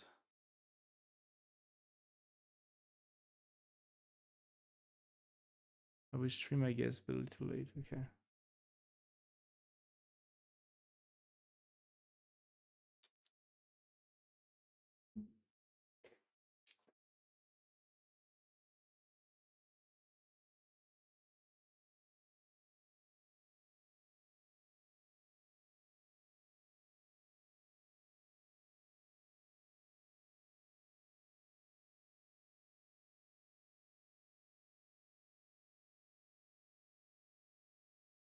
It's been cool to stream again. Yeah, I see that you are streaming a lot. That's pretty nice.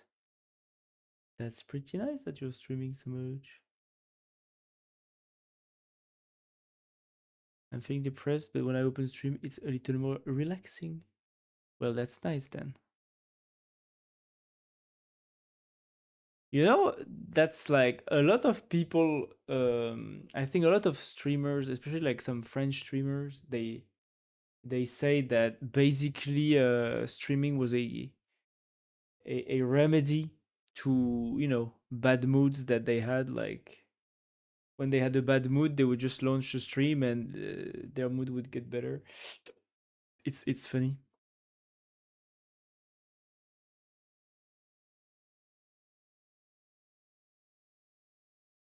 Yeah.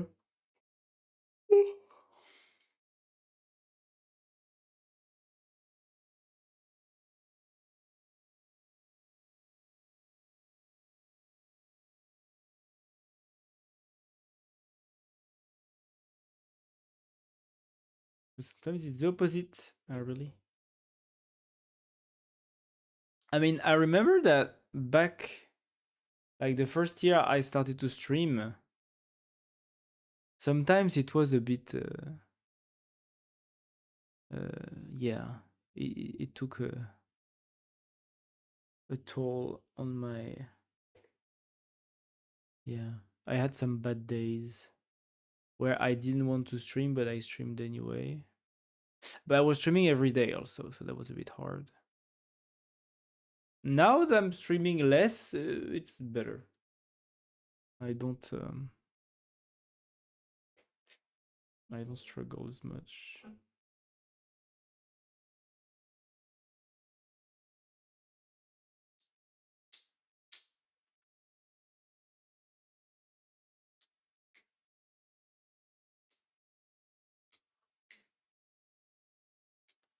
Initiate to build. You are good if you want Arch users. Standard variants would be Petit built from source with cargo. Petit glyph bin. Install a pre-built release binary. Arch Petit git track main branch is worth doing after releases exist.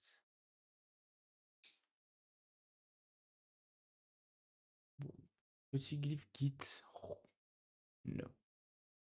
Petit PyPy. Only worth it if Python users are a real audience. You would usually publish a thin Python wrapper package that exposes Petit glyph as a console script and either shells out an installed binary, downloads the right binary per platform, or wraps the Rust extension API.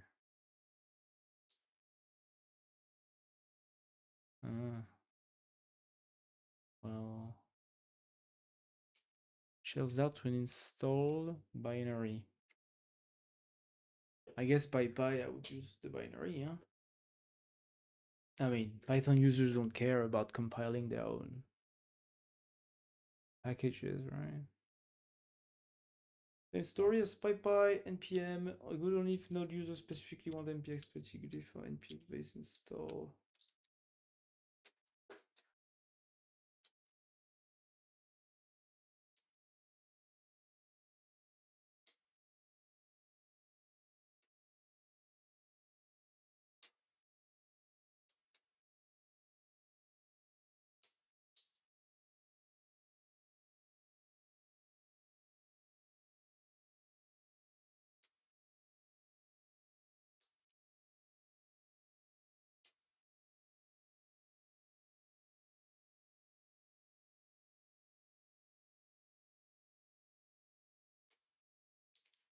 I feel like if I lived alone, I would stream every day just to not be alone. Oh, really? But for now, I like to do my stream. Someday I will feel depressed and I will not open anymore. But for now, I'm doing good. Okay, nice. Yeah. It's funny because for me, it's almost the reverse. I love being alone too much. I just love being alone, you know? I'm too happy being alone. And I have to force myself to socialize, you know, with other people. Otherwise, I just stay alone, you know, like before I started streaming, I stayed like 2 years at least. No more, actually, maybe 5 years. I don't remember. Completely alone. And it was pretty nice, you know? I just phone to my mom and my dad from time to time. And I have like two, three, mainly two friends that I talk to. And that's all. But, I talk to them on Discord or whatever, on Telegram. But other than that, I'm just alone. I'm pretty happy. So yeah.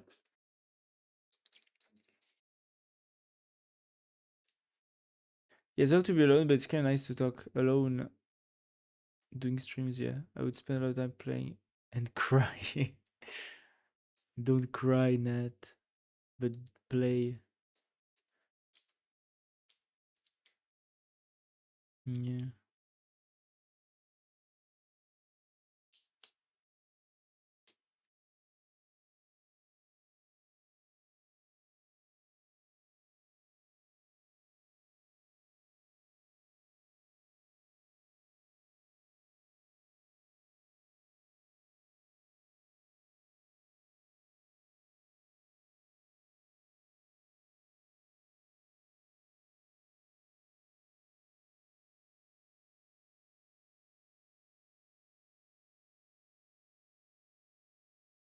Here's by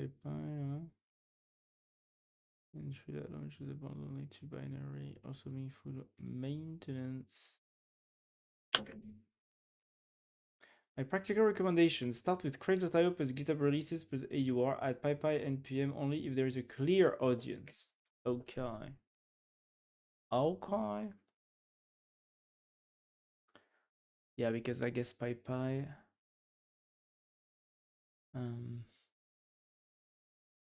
PyPy and NPM would be like wrappers. Command surface, the CLI should move towards a standard petitglyph command shape. You already have subcommands, but the naming can be cleaner. Strong option. Petitglyph init, petitglyph build,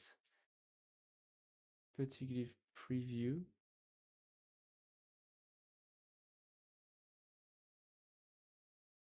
I guess I'm starting to be sage again, but I guess I'm just anxious for tomorrow. I'm feeling very strange. Maybe. We all have our struggles. Don't feel like you're alone on this fighting. We're all fighting. Yes, I know. Things. Yeah, true. It's a whole hard.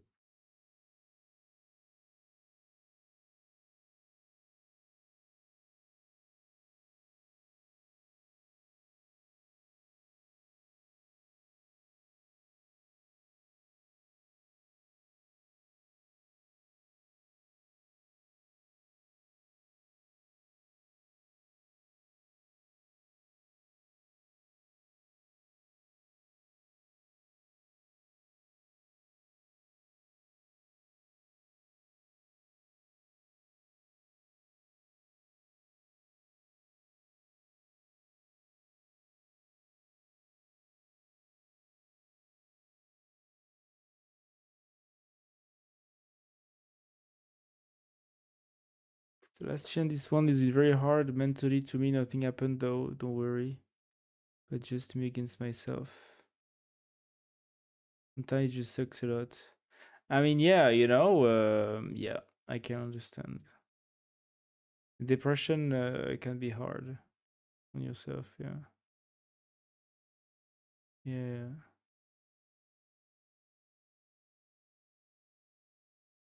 We all have our problems.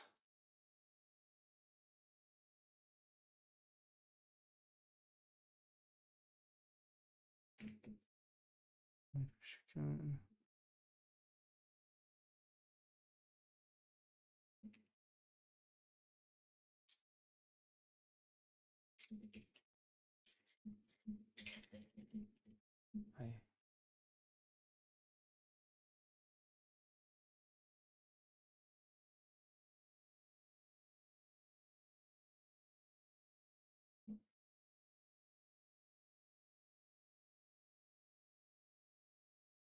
Well, I will wash the dishes from dinner, wash dishes and go sleep. Okay, very nice, Gonzalo. Still good. Okay, good night, Gonzalo. Bye bye.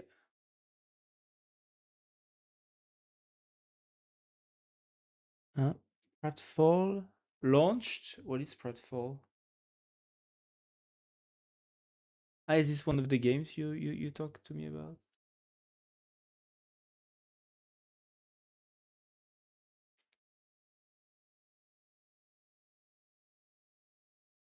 Pratfall.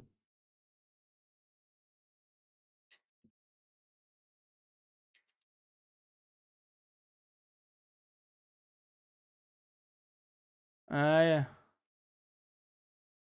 Ah, yeah.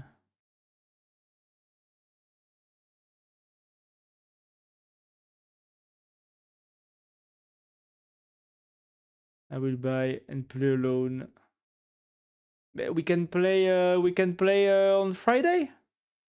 We can play on Friday. You know.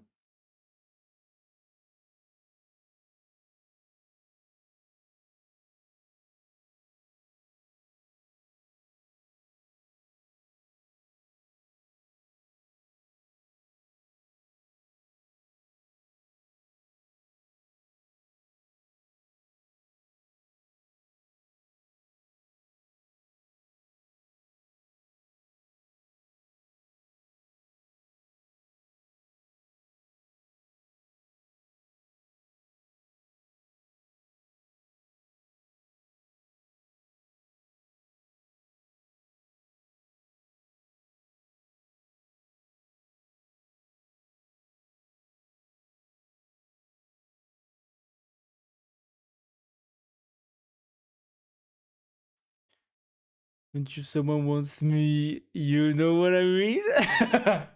If someone could play, someone could play, but I don't know who, right?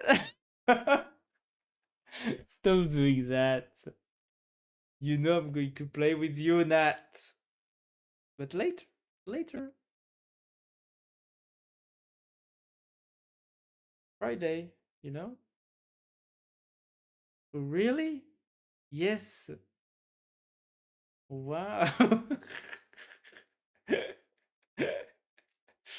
Wow. Nat, I'm not sure if you know. I'm not sure if you know that. But I am actually your friend. So if you want me to play with you, I can actually play with you. Isn't it crazy? Isn't it crazy, Nat? Wow. Yes. That's crazy. It's crazy.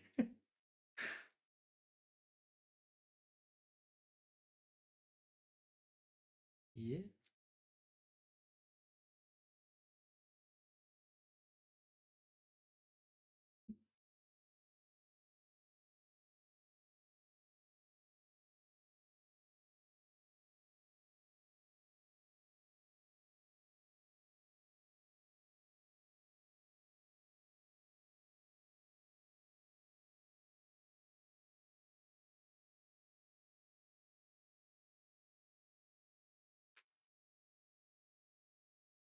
Impressive how my nice manipulation works. Oh my god.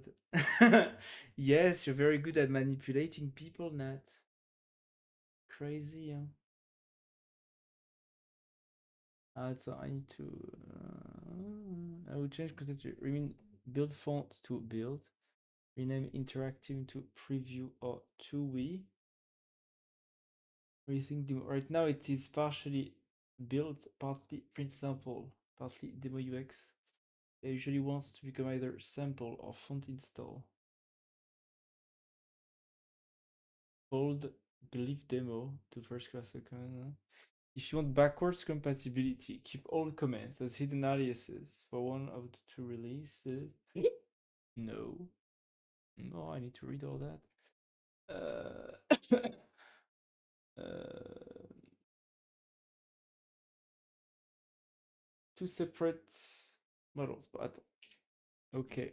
Refactor like this, but no backwards compatibility.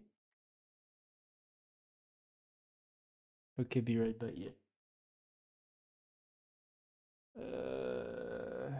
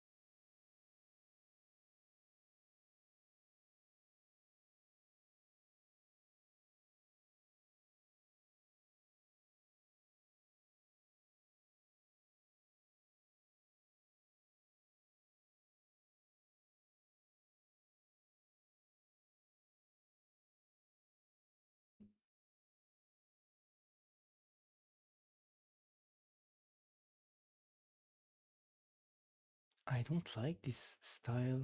Why do I have the acoustic? I don't like that at all.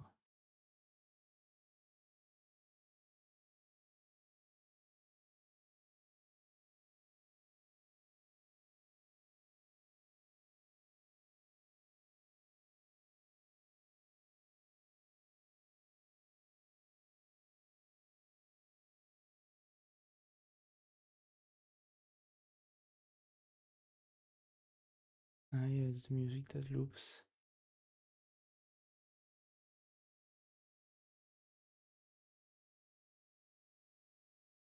Hmm.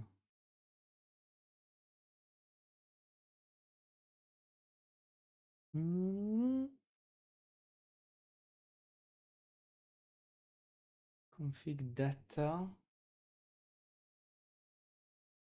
home cache state cache state.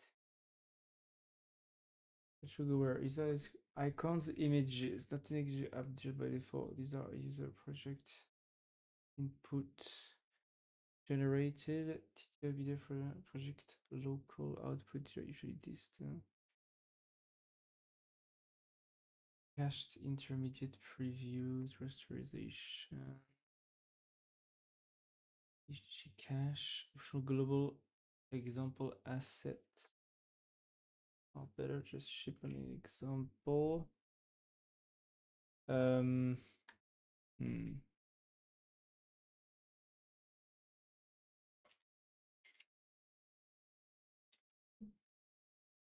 Yes, but no backwards compatibility.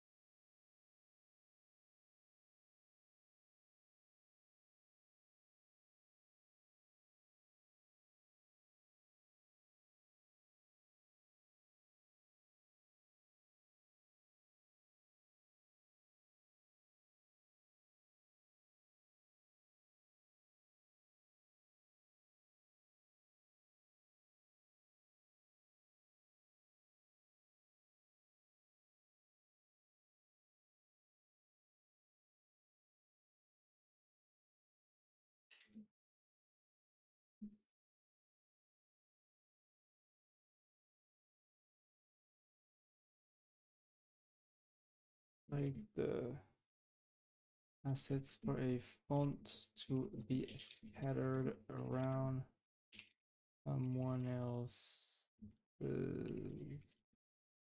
system. I would prefer that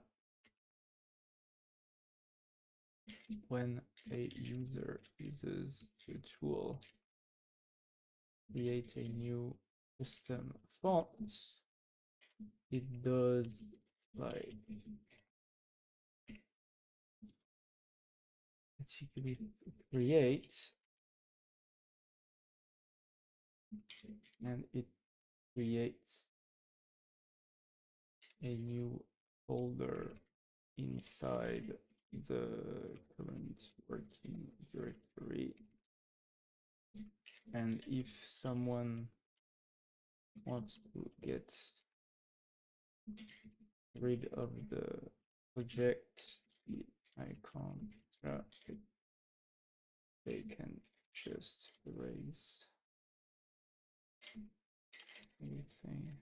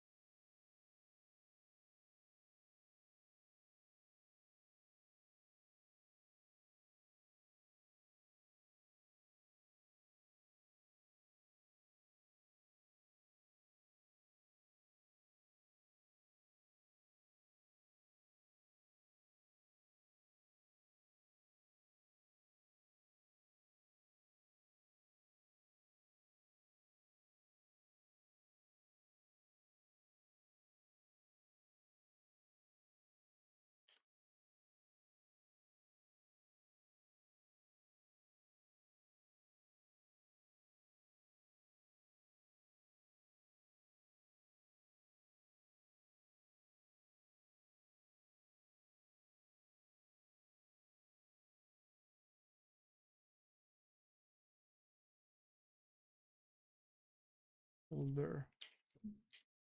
I don't want people to have to go erase the different cache folders scattered around the system. That's not the vibe.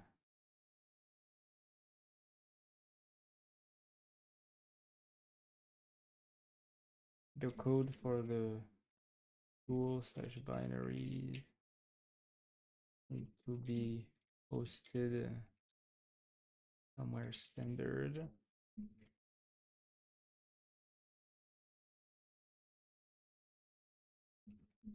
Let's first do it for Linux. Arch.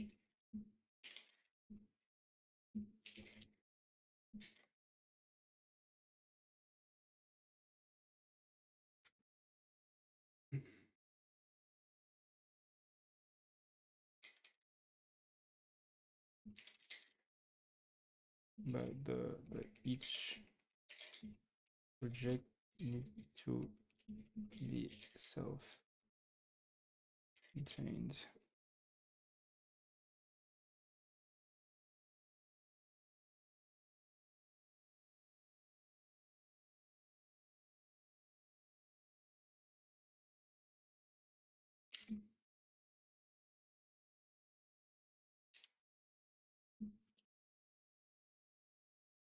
creating a folder and the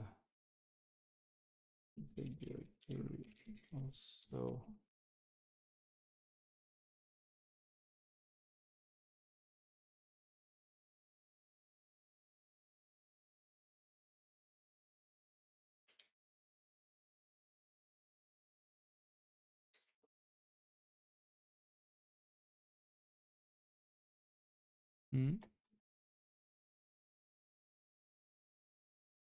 Panic? Why are you panicking?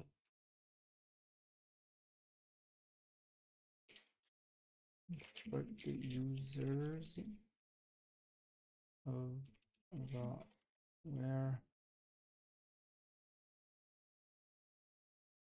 to put the images, the folder.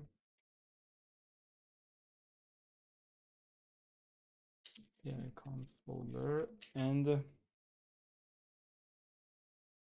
if they want to start TUI,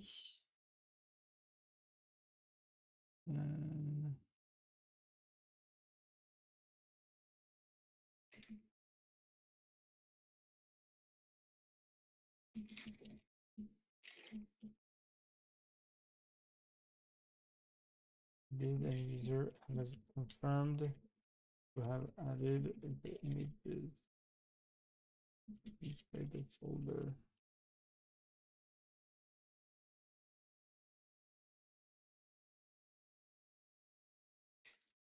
So TUI has to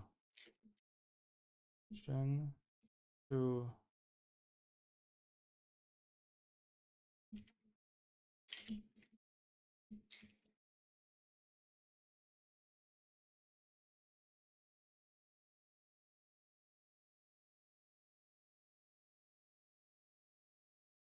subscription volume. Returns the StressCLI first standardized commands are init build, preview, sample, install fonts.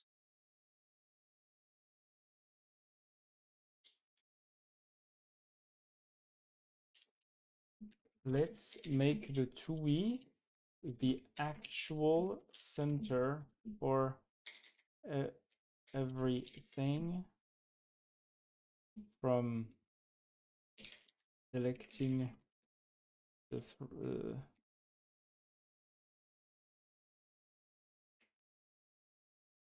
center for everything, the init build ASCII preview,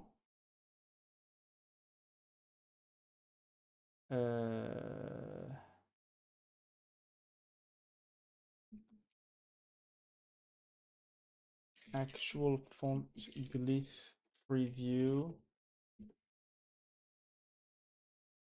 and install font machine wide. It has to be the entry point and where the entire app features live. It can be enabled, etc.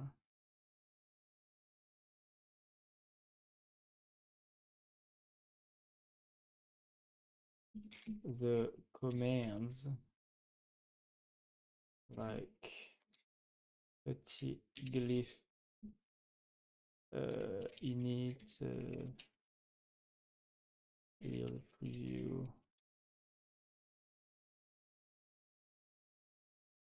etc.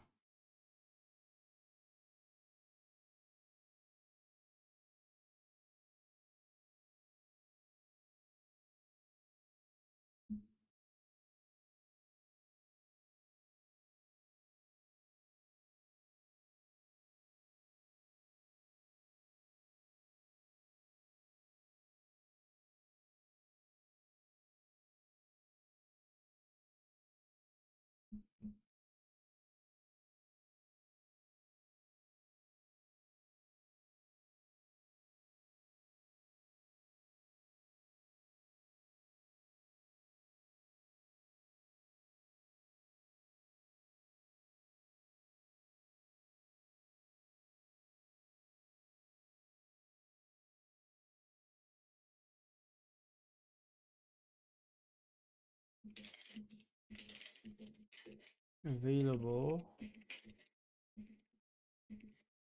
but as a fallback for scripting mechanism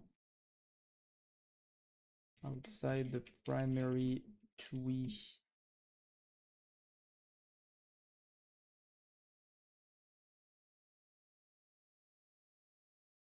Rewrite the plan with my modifications here first. Not doing anything, wait for validation.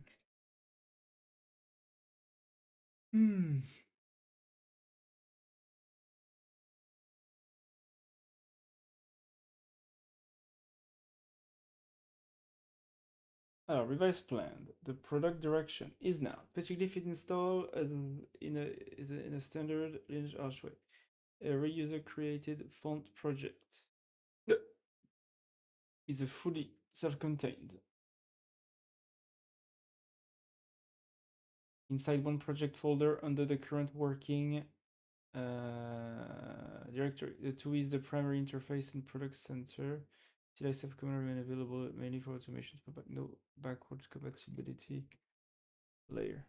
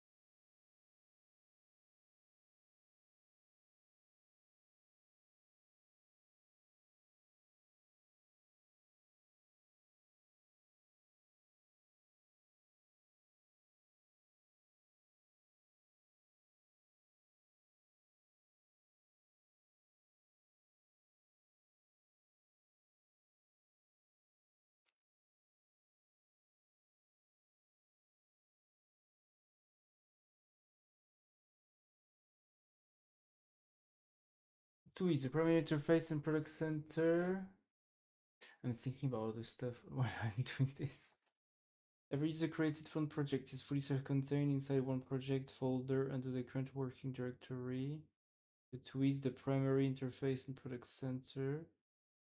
CLI subcommands remain available, but mainly for automation fallback.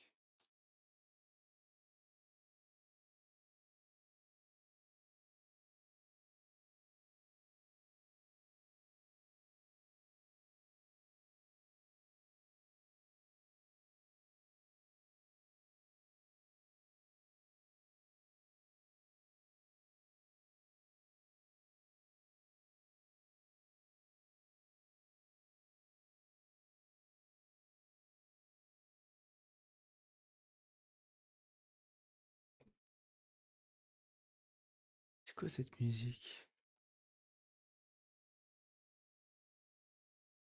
Ah ouais.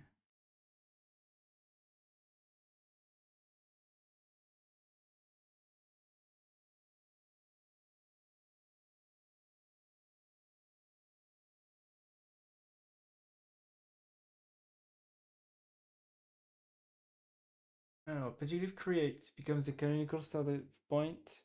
Petit glyph with no subcommand should likely open the TUI for the current project, or fail with a clear message if not inside one. Yeah. A project contains everything needed for that font work, config source icon, generate provision font file, and deleting the project directory should remove the project completely. No app specific caches or project artifacts should be written to XDG cache data state directories during normal use. System-wide installation is only for the Petitglyph binary package itself and optionally for explicit font installation done by the user. Yes. Robust UX, primary flow. User installs Petitglyph. User runs Petitglyph create my font. Tool creates a new project folder in a current directory. Tool prints a short guided message where to place images, where outputs will appear, how to enter the TUI. Tool prints a short guided message.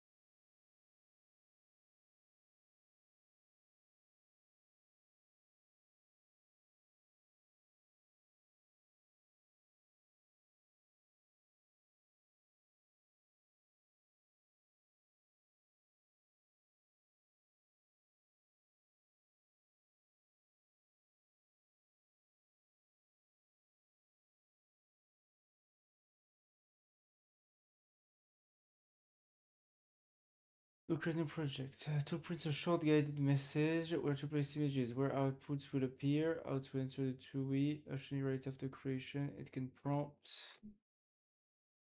add your images into icon and press enter to enter the TUI.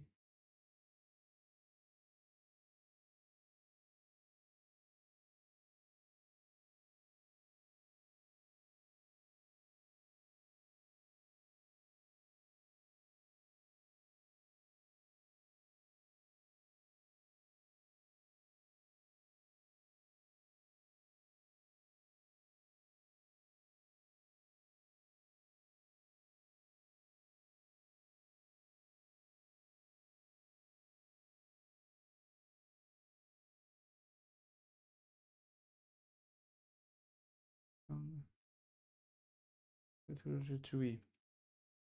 TUI becomes the main workspace for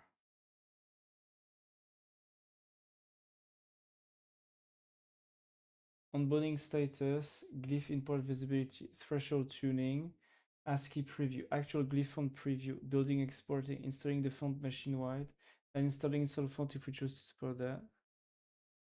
Yes. Reversing errors in project health. Yes. Secondary flow. Petitglyph create. Petitglyph TUI, Petitglyph build, Petitglyph install font, Petitglyph sample, Petitglyph doctor, or Petitglyph status. Yep. This stays scriptable, but the TUI is the main project that I will standardize on something like this. My font, Petitglyph tumble, icons, build, previews, glyph mat, Maybe also only if you need for local tweet state, but I would avoid hidden internal folders unless truly necessary. If state can live in, but you give the tunnel that is cleaner. Yes. Recommended rule, icon, build, particular tunnel. Use your own sources, generated artifacts, project config and proceed to the other project gives notion.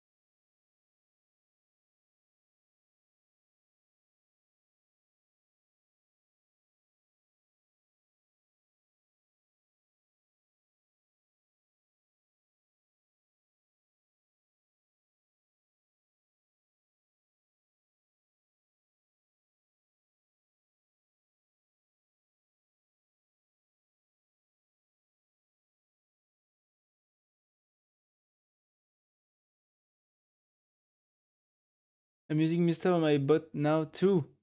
Yes, you told me on Discord. Yeah, that's pretty cool.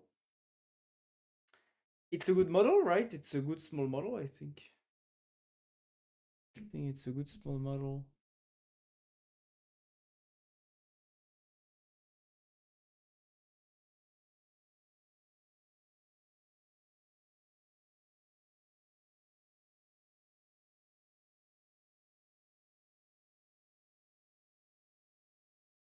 It answers so fucking fast. It's in privacy. Yes, I think among all the small models, it's probably the one that answers the fastest. Yeah, it's pretty impressive. Yeah, it's very very fast. It's true. I'm sure they must have like ordered some chips from Grok or something because like they're actually like Grok level fast. It's very fast.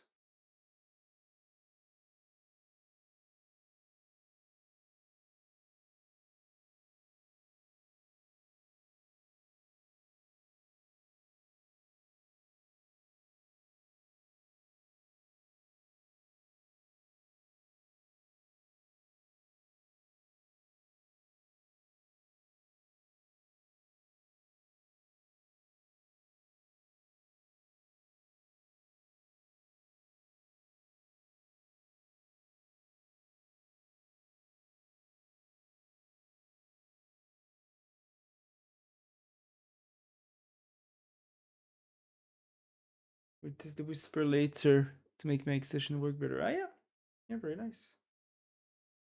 Very nice.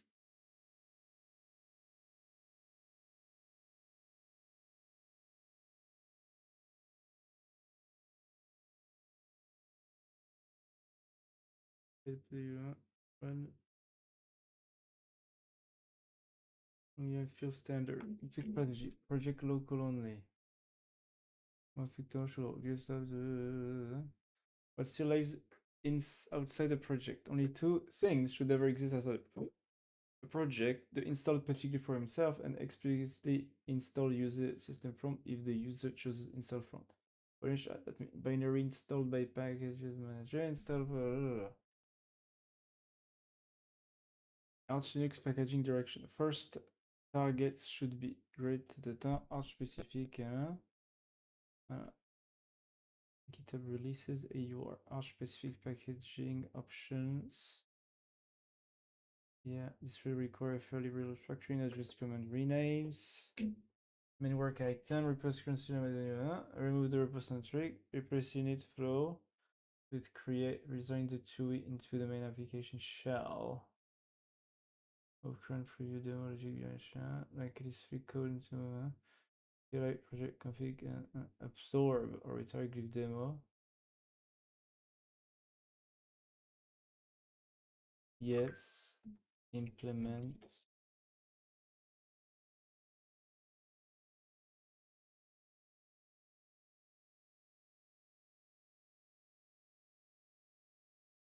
Why do you hate me? Because thou dost lack the refined taste for mine superior intellect and stick sensitivities. Maybe I should update my bot because I think your bot was way cooler, you know, than mine. Maybe we should all make the bots as Arch, ThinkPad, Rust infused fanboys, you know. How is the Whisper? Oh, Whisper from Mistral. It's not from Mistral. It's from OpenAI. Whisper. It's It's not from Mistral. It's so whisper good. It's ridiculously divine inspiration. I need the speech to text from Mistral. Is it good?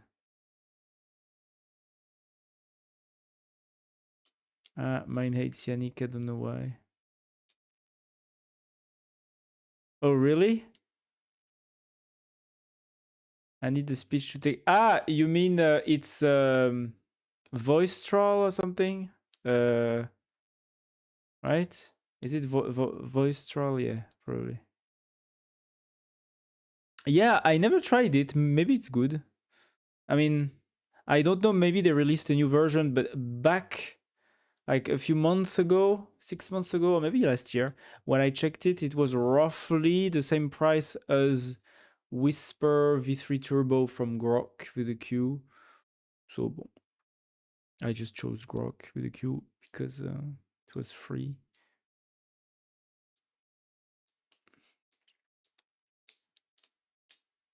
I need to show you later my bot mugging Yannick. Damn. He mugs Yannick.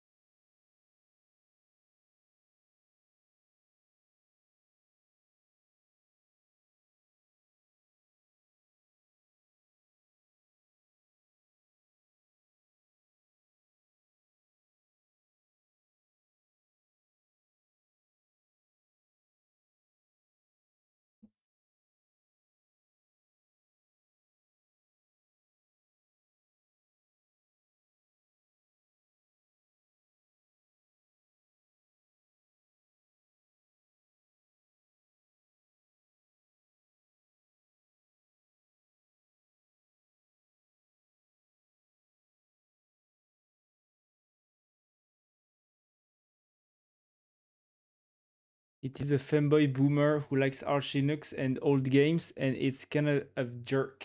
Okay. That's funny.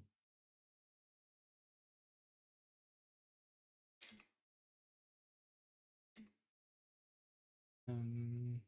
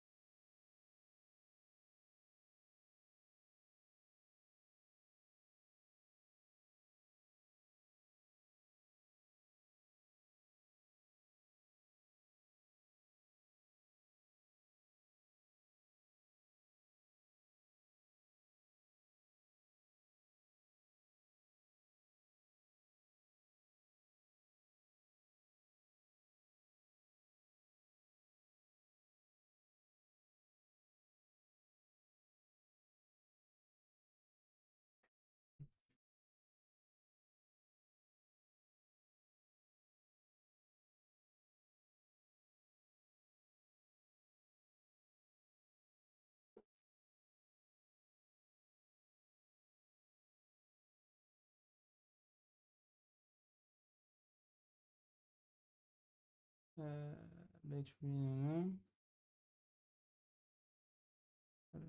define machine-wide contents behavior. Open design search log before on this their particular behavior. Launch to win otherwise print guidance. For one, yes.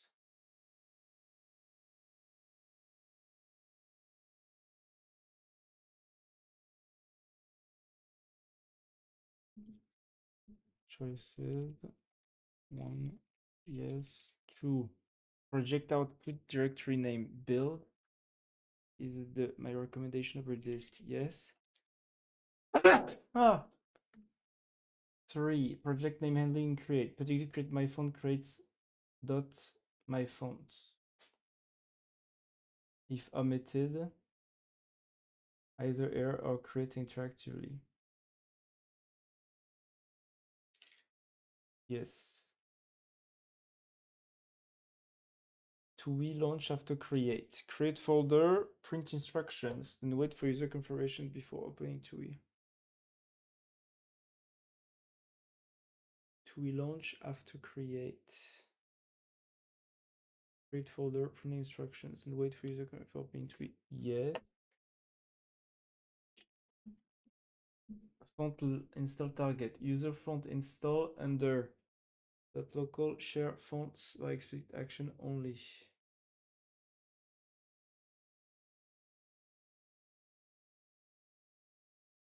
User share fonts, like not system.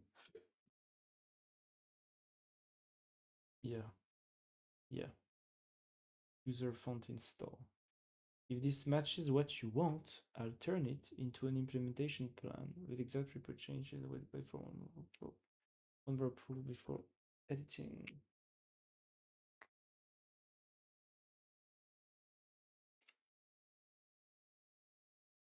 I mean, yes, just the same scope as the tool itself, because I don't want one user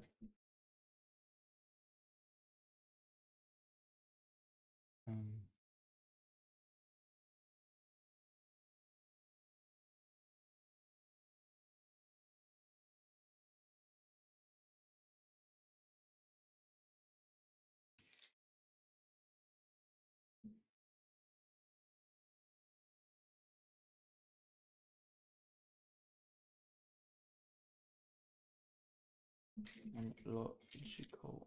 If this match what you want to turn into an influencer, yeah.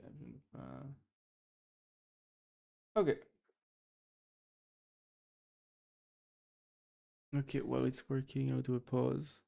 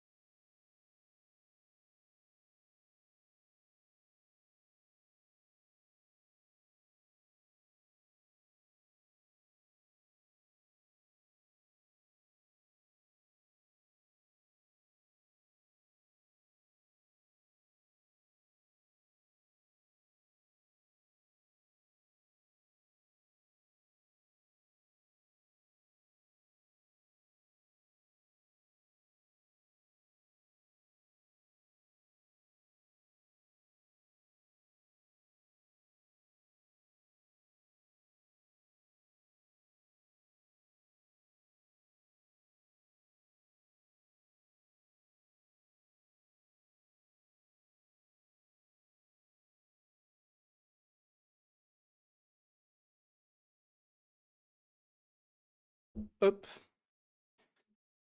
Alors, implemented the TUI first self-contained project model. The CLI is now centered around petit clip create, bare petit clip TUI, petit clip build, petit clip sample, petit clip install folder, create now scaffolder project folder in the current working directory, and can wait before launching the TUI.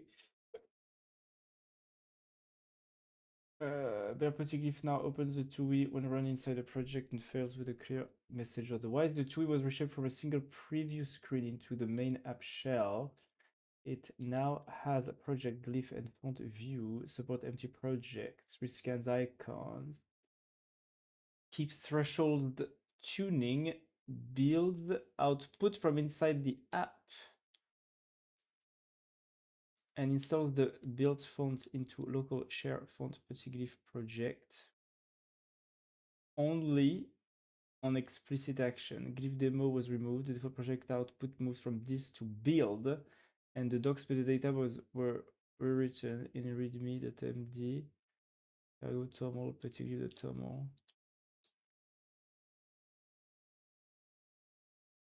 Verification cargo test quite passes carto. Cargo run matches new current surface and verified create build sample install for end-to-end temporary project. Also remove the temporary install test font after something was left in your from directory. I did not interact with directory by hand in this terminal session, so that is the remaining directory. By the way, Petit, how about your date? Yeah, my date. Well, it went well. Yeah, let's say it went well.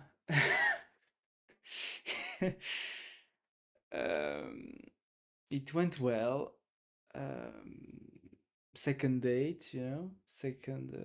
Oh no, no, no. It's just that it's complex. It's complex.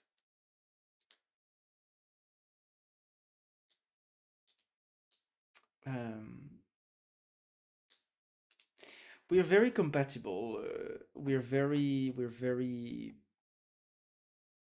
similar in lots of ways. It's just that the guy has some anxiety problems that make him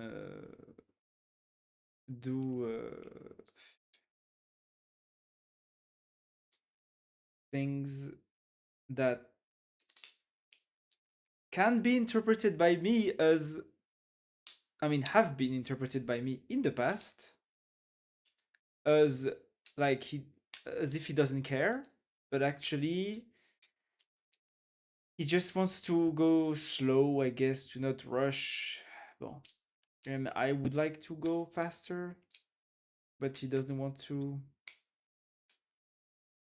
So I am in this weird state where I can understand what he's telling me, the struggles he has, and at the same time, I'm also like, this kind. What he's telling me could be the perfect excuse for just fucking me in the ass, like to just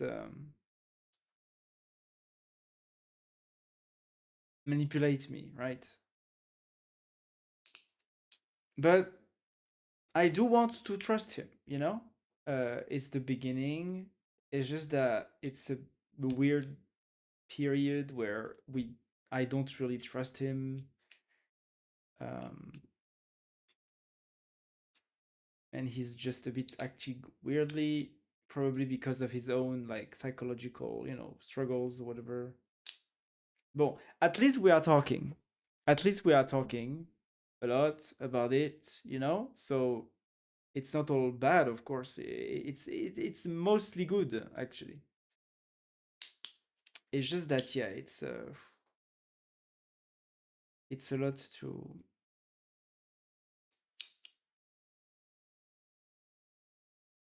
you know. He's not your typical guy, right? I don't know. Yeah. Well, I guess it's good that we have to talk a lot. Well, the problem is that because he's very anxious about everything, he doesn't talk a lot. you know, so that's a bit contradictory. um yeah, so you know, it's yeah, it's complicated, but I guess it's mostly good, you know. It's not complex. Wide Among Us avec cette Among Folks, but you can understand. Yes, yes, yes. You kick him. Mais no, no, I'm not. No. What you mean? You kick him? What the fuck? No, no, no, no, no. It's just that you know. It's just that at the beginning of a relationship, usually, a loving relationship, things are smooth usually. You know, like people love develops, passion is there, right? Usually, most people. Well, this guy is a bit special, you know, in lots of ways. Um, and he's special in ways I really like, you know, but he's also special in ways that can be confusing to me, you know. And so, well,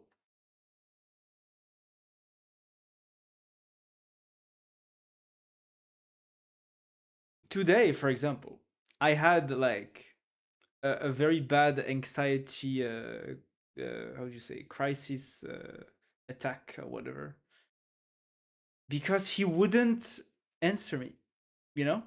And so I was like, oh, he's going to ghost me. It's done, you know. Even though the last two dates were perfect in my book, they were, you know, the greatest dates I've ever had with someone. And yet when I send him messages, he doesn't respond, you know. And I'm like, what the fuck is wrong with him? Because usually people respond when they care, but here he didn't respond. So basically, I had like a micro mental breakdown about that, like thinking, oh, he's just like playing with me or whatever. Well, it turns out after talking about that to him, he just told me that he was just very anxious. He had a lot of notifications or whatever, and that's why he didn't answer me. And to him, it was no big deal that he could answer me later. I was like, dude, this is the beginning of a relationship.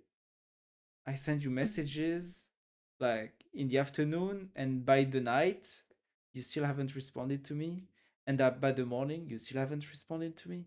Like, what the fuck is wrong with you? And it turns out something is wrong with him.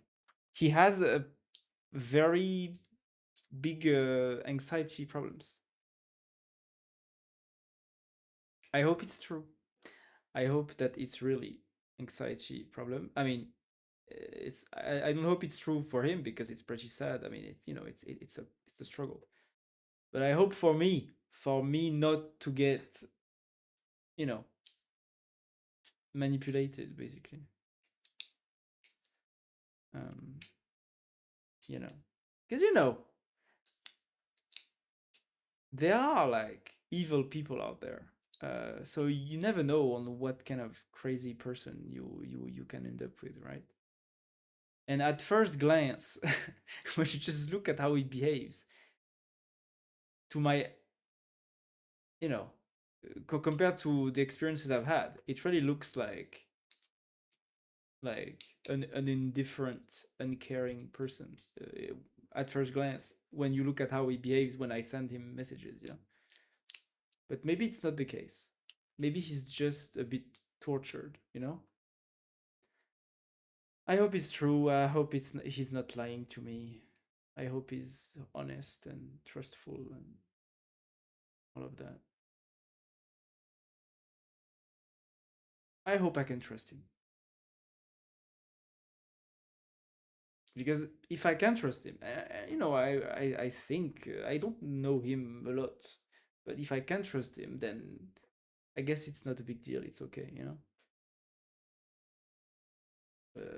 Yeah, it's just that I don't want to lose my time with somebody who you know is not truthful and something. Yeah. So it's a bit weird. Special is not the good word for people, I guess. I'm special and this is not good.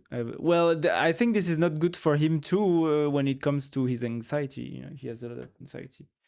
I have a dumb question. Yeah, ask the question. You should try a little bit. Try what?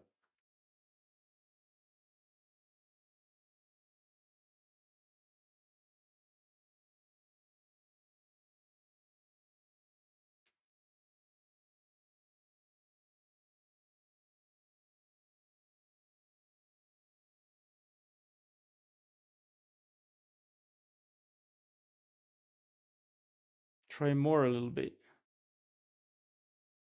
Try what? Like the relationship, you mean?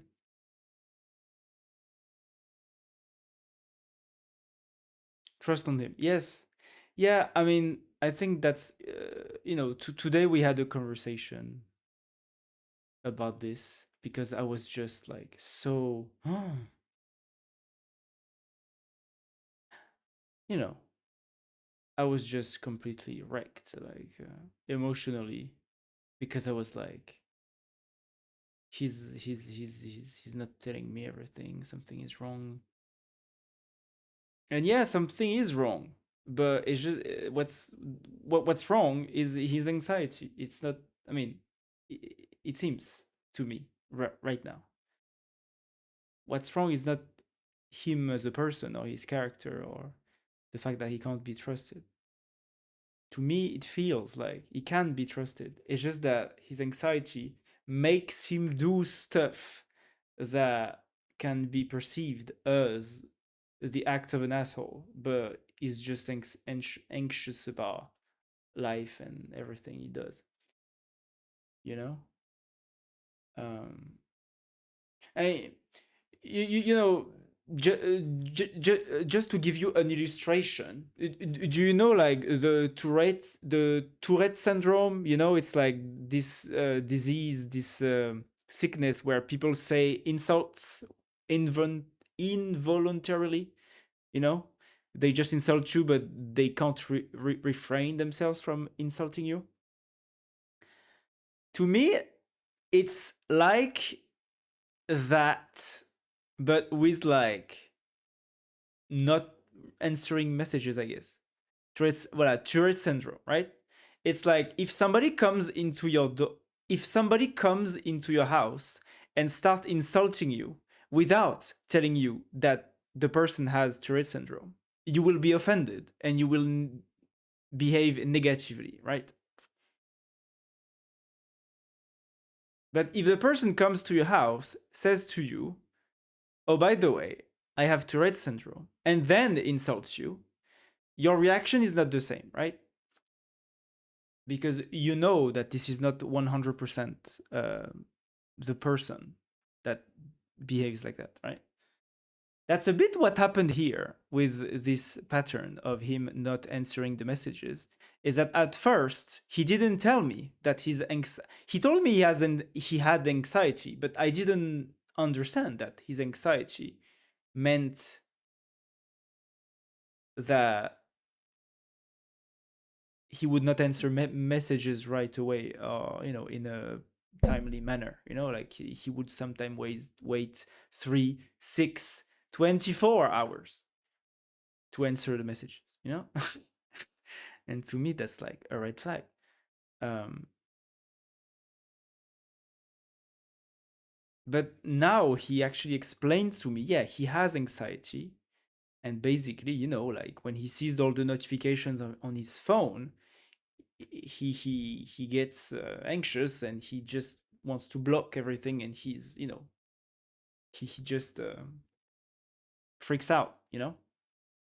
And now I understood. Okay, so like it's a bit like that. It's just like somebody come into your house, insulted you, you were offended, and then the person told you, "Oh, by the way, I have Tourette syndrome." You're like, ah, okay.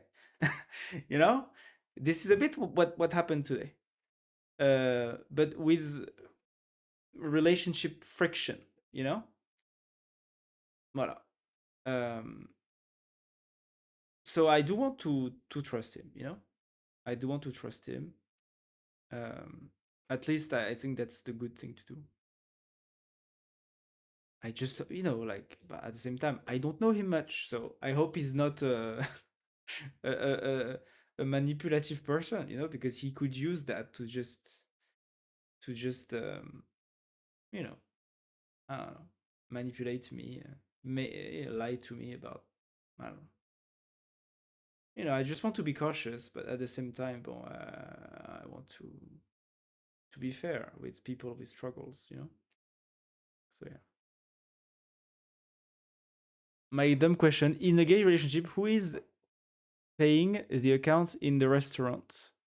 Well, Tristan Road, yeah, Tristan Road is another thing. If guns would ignore me, I I can understand a little bit in both sides. Yeah,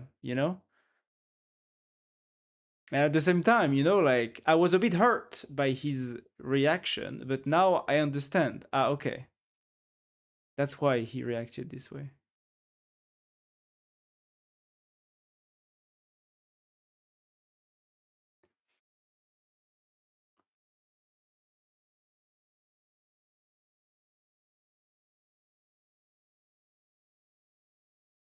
When I had a girlfriend, kinda, she was looking so much time to answer me. After she just ignored me and we finished. Yeah, I mean, I also lived through similar things, right? Like, it's just that to me, somebody who doesn't answer my messages is the beginning of the end. Like, I had plenty of guys on the apps, on the dating apps or whatever. I had plenty of guys who, when they stop answering me, it's the end. They're going to ghost me, they're going to disappear. I'm not going to hear about them. So when he did that, and he did that like all the last week, but I just took it on myself. But yesterday he did that a bit like uh, greater than usual. So I just broke down. Like I couldn't take it. Um,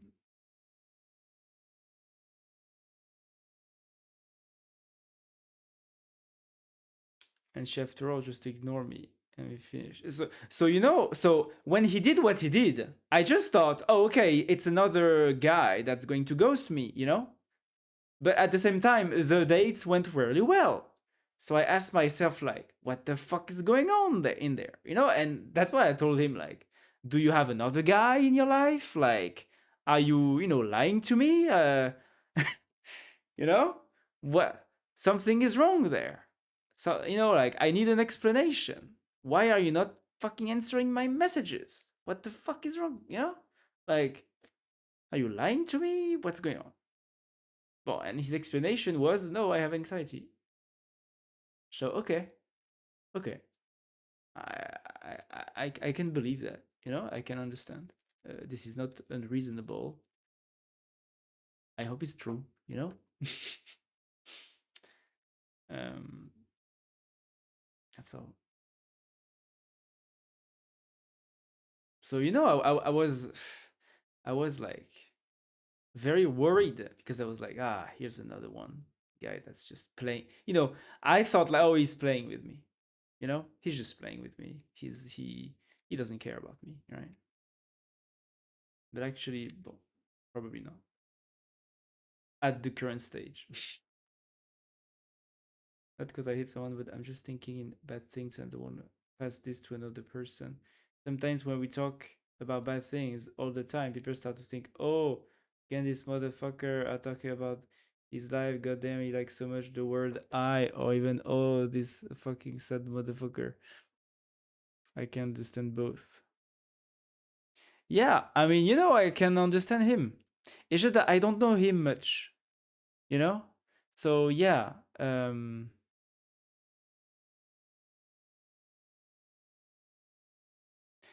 yeah. And also if only he told me about this, because he told me about his anxiety, but he didn't told me that his anxiety were literally preventing him from acting like a normal person when it comes to answering messages, which is a pretty basic thing you do in life, So if only he told me, but he didn't. Um, so I overreacted, of course. You know,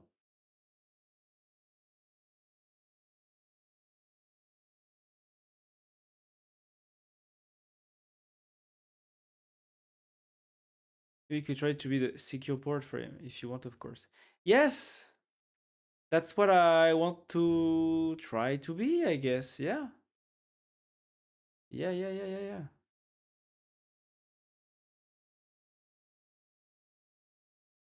I'm here if you want. Okay, talk with me, gay guy. Yeah.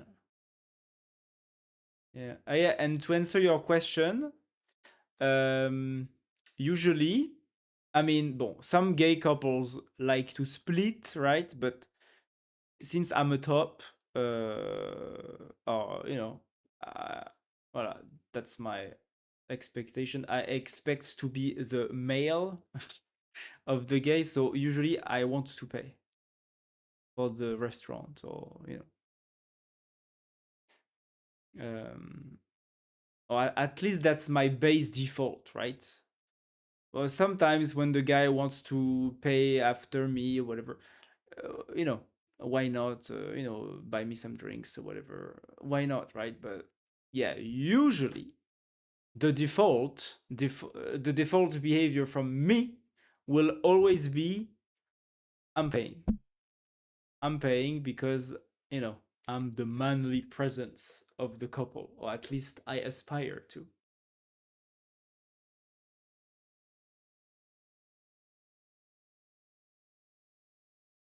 Yeah. The male of the gays. Yeah, you know? I mean, in the gays, basically, bon, there's all the in-betweens, right? But usually there's the tops and the bottoms, right? Voilà, the tops are more masculine and the bottoms are more feminine, roughly speaking. Again, lots of exceptions, lots of, in between or whatever. But, as a, this is an heteronormative kind of way to view it, but it's kind of how it works for most gays, I think, more or less. It's just that there's probably more wiggle room, more margin of adjustment when it comes to this heteronormative thing compared to a straight heterosexual relationship where the guy needs to pay for everything all the time. For the gays, I guess it's a bit more fluid. But yeah, the base is basically, yeah, the masculine guy will pay, will choose the restaurant. The feminine guy will just play the girl. That's usually how it works. But yeah, lots of weird, you know, configurations. You're the male in gay skins, like the wolves and the other animals that I don't know the name in English. The sheep. Yeah, that's right. Yeah.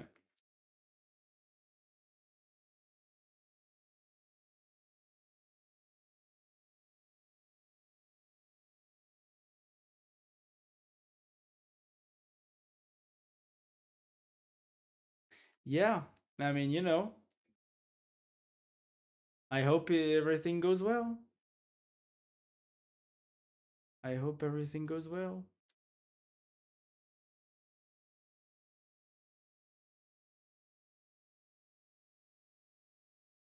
I hope I hope his weirdness is actually you know, real and not manipulation tactic. That's what I'm hoping, because god damn it. I've encountered so many assholes, especially within the gay community. There are so many selfish assholes who can tell you whatever the fuck they want just so that they can do what they want without you obstructing to their free will. cheating on you, lying to you. Like there are some really twisted gays out there. Um, you know, so that's why I was a bit freaked out and worried because I'm like, oh fuck, is he one of those? Bon, I'll have to, I'll have to wait. I'll have to see. I'll have to discover.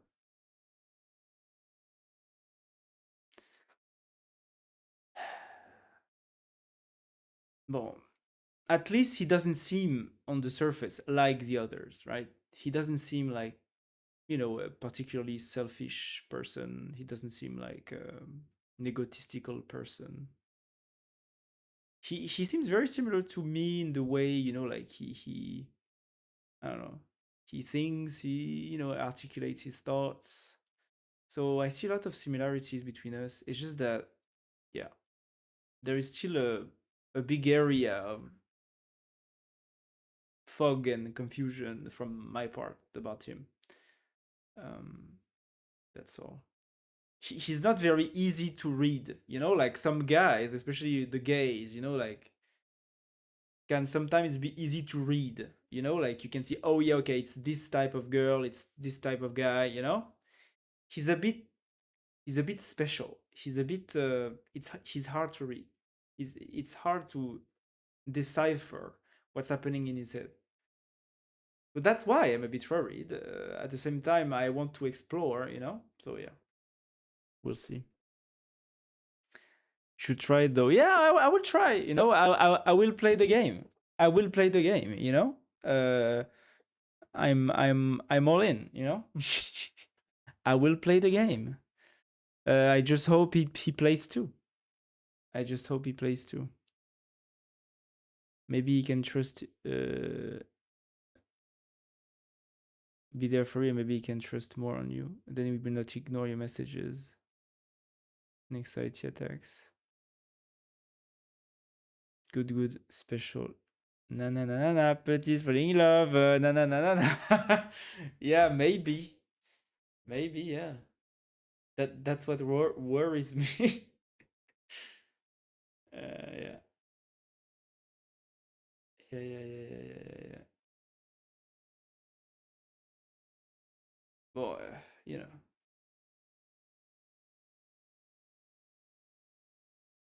but in a way,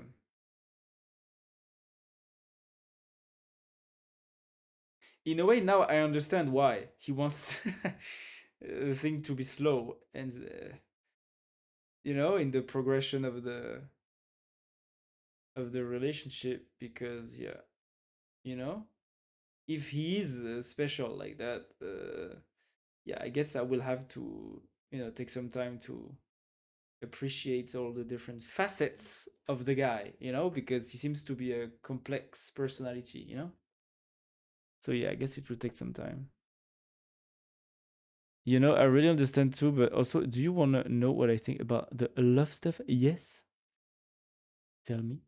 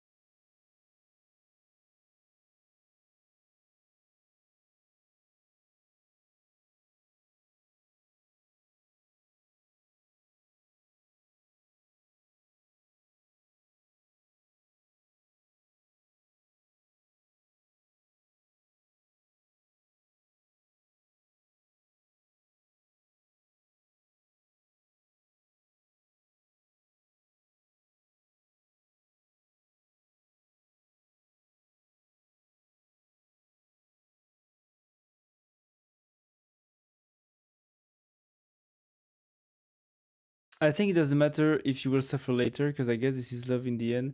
So just live the now, and if you are feeling in love, just go. If you suffer later, it doesn't matter because you live the now, and if things goes wrong, it's not your fault. And if you're at the fault, who cares? Yeah, I mean that's why I'm telling myself, right? Like,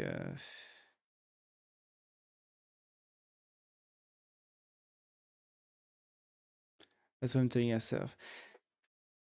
It's just that if I there, it's just that there is still an urge in me to not be taken a fool, to not be manipulated, because I've been in the past, and it's not a very nice feeling to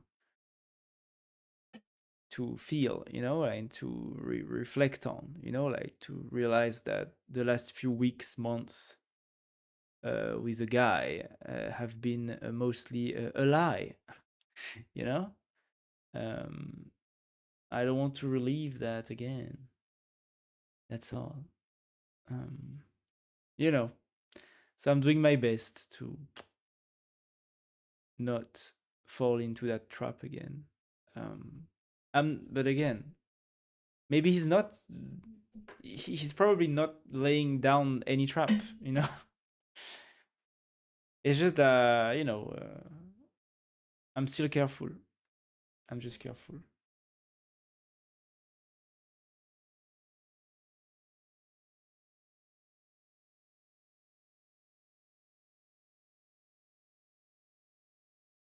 To go on Taekwondo Club and grab that guy, but yeah, I will, I will. You know, I will. But yeah, I mean, he says himself that he wants to go slow, right? So, and actually, after the experience, that happened recently, yeah, maybe I do need to go slow too, because some weird things await for me. So yeah, he's right. Actually, maybe we should go slow. So we will go slow and steady, but slow. Yeah, it's probably for the best.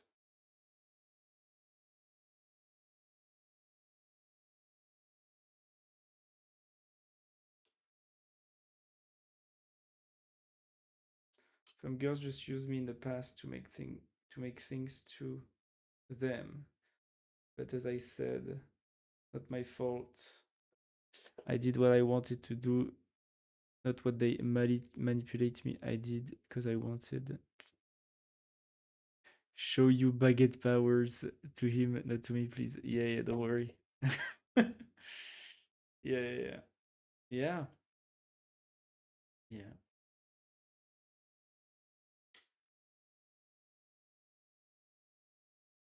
Ah,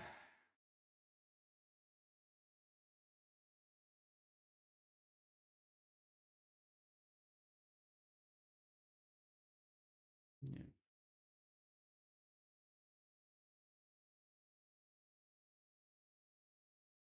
But like what happened like recently today it just shows that goddamn if I had not asked him this question, I would have spent the entire week completely wrecked, like my bowels completely exploded on the floor because I would not have known the most likely scenario about why he was just avoiding to respond my messages. Now at least I have an explanation. I can choose to trust him, but before I was just completely guessing, and the guess was he probably has anxiety, or maybe he has like one guy every night and he doesn't have the time to answer me, or maybe he has a boyfriend and he hasn't told me, or everything was equivalent in my mind, right? There are so many reasons why people don't answer to you anymore, um, and so all of those were, and so it just goes to show the importance of communication, you know, in a relationship, even at the very beginning, I guess, like this. Um,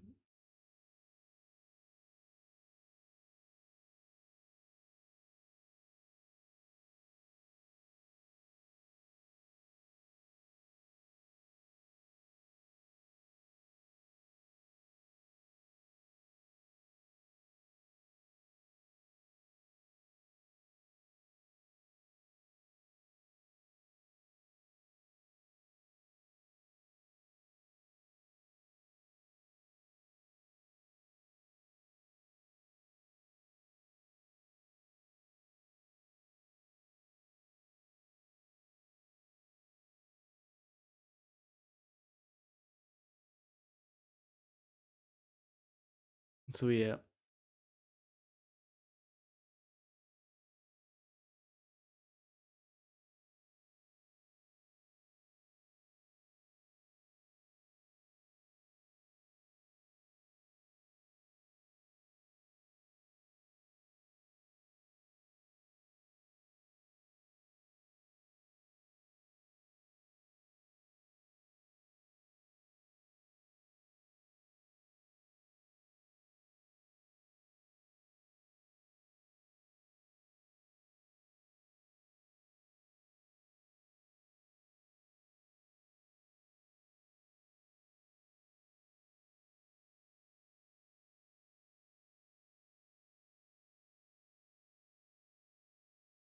At some point, I need to do, how can I say it in English? Take your hands off. Like some of you will need to give up of your single ideas to be in each other's place. I mean, yeah, we will have to. I mean, at some point, yeah, we will share more and more, right?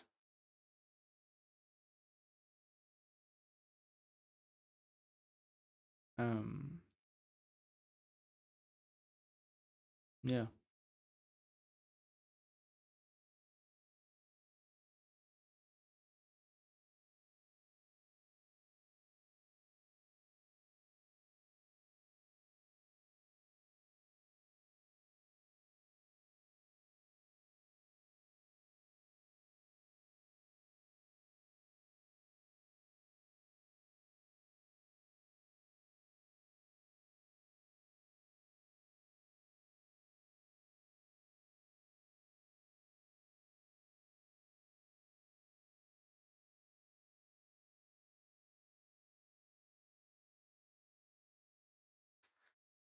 Yeah,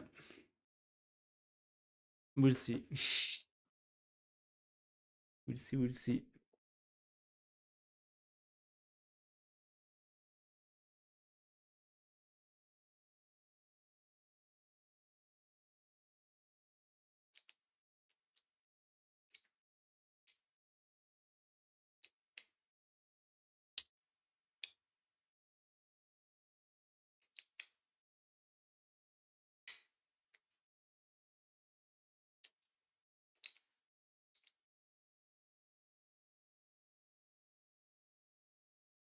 We'll see. Yeah, because it's the first time I encounter a guy like that, so it's I mean, in a way it's refreshing. It's also like new territory. So I don't know what dangers or opportunities lie ahead. So I'm a bit okay.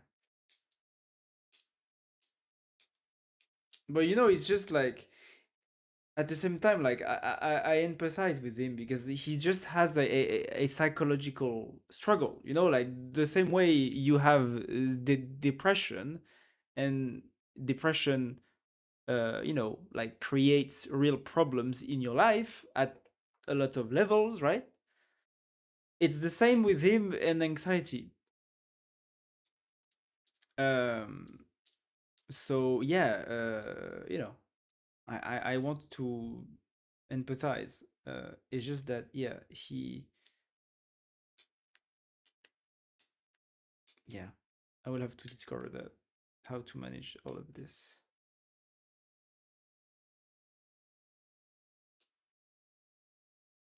Like people are humans are complex, huh? Humans are complex.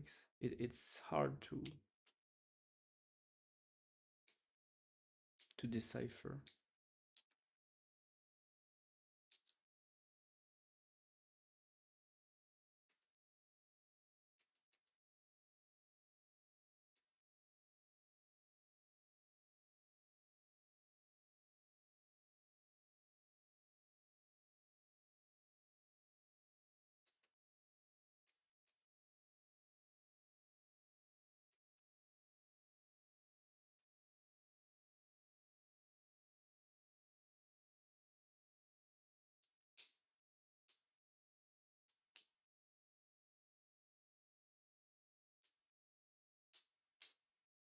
Yeah. Well, I'll have to sleep on it because I slept very bad because I was thinking about all of this. So I'm tired. Bon, let's see if the project got created correctly.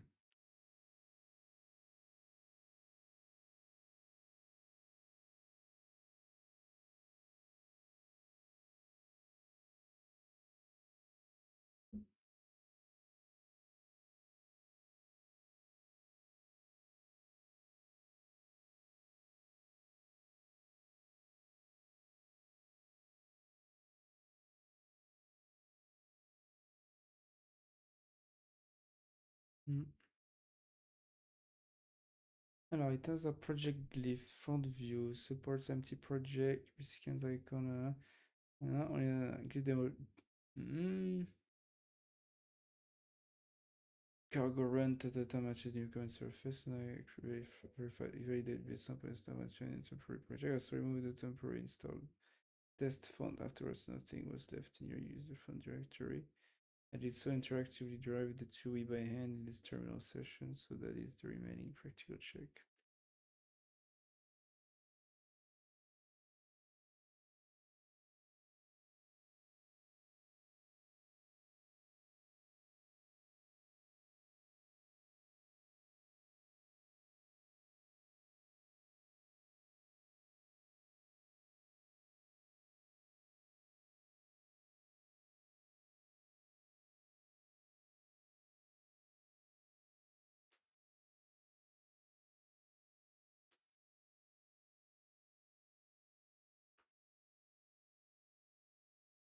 It's hard, yeah.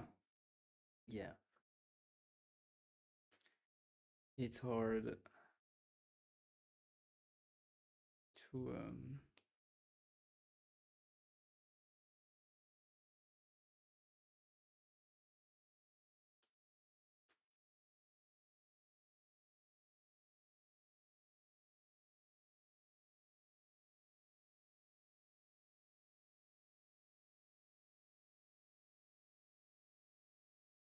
I was falling in love with my ex, yeah. That was like 8 years ago now, okay.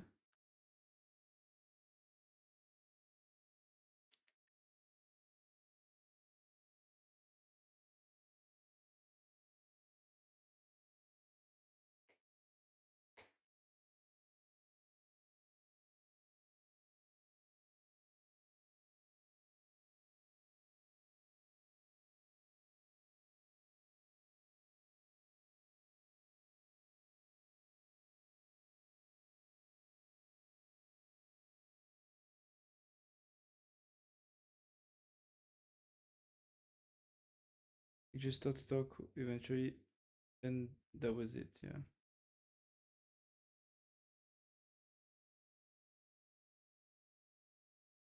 Yeah, I mean, that's how real humans do, right? That's how, most people do. Like when they stop talking, it's done. You know? That's why that freaked me out. So yeah. I tried a little bit to keep talking, but she doesn't, yeah. Then we just stop. Yeah, that's right, right? That's what happens. So yeah.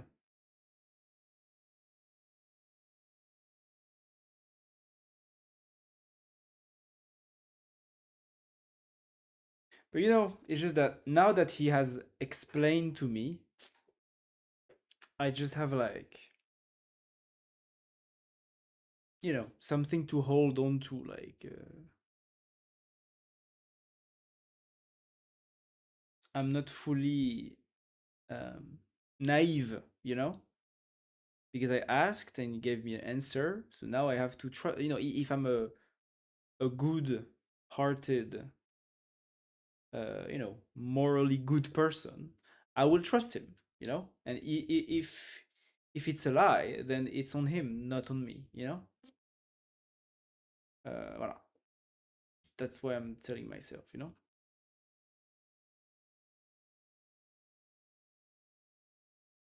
Now she's married, and I think crazy. For example, when we were together, she was always saying that she doesn't like photos or even beard.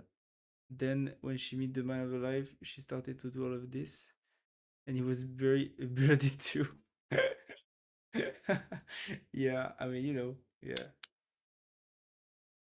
Yeah, I mean, like I don't know where I read that, but there is this saying that on dating apps or whatever, it's always the guy that like blondes that end up with the, like it's always the guy that likes tall blondes that ends up with a small brunette, or something. Uh, it's funny. Yeah, stuff, you know.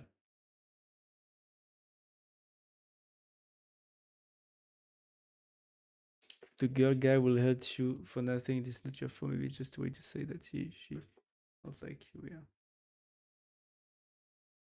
One day you will meet the correct person. Yeah. Mm-mm-mm.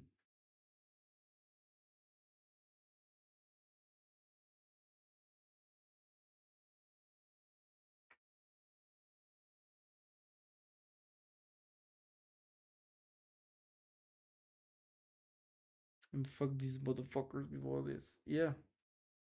I mean, yeah. That's right, huh? Exactly.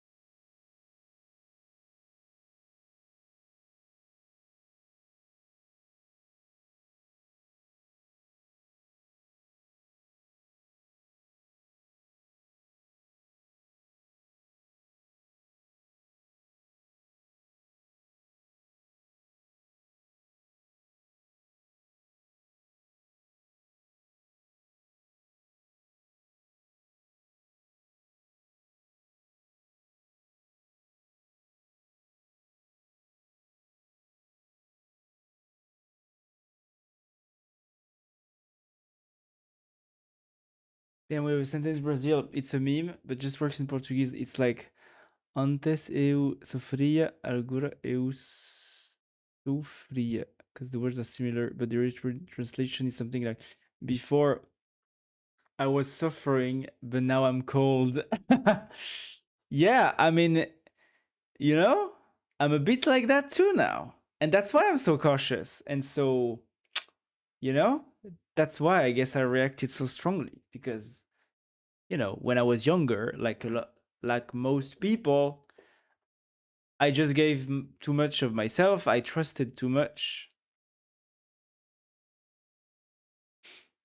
you know? And so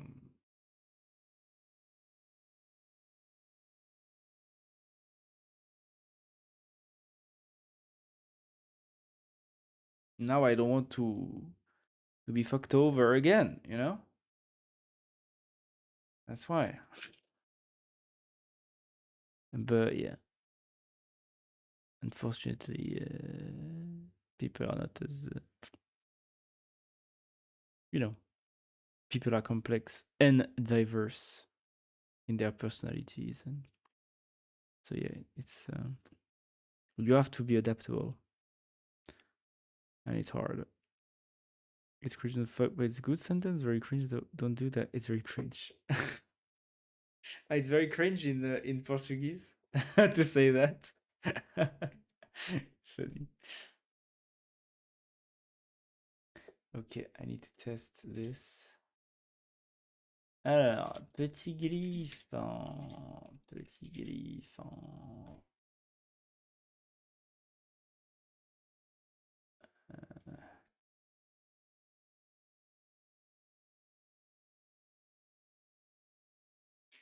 How do I test? Attends, first of all, it's new refactor, new architecture, or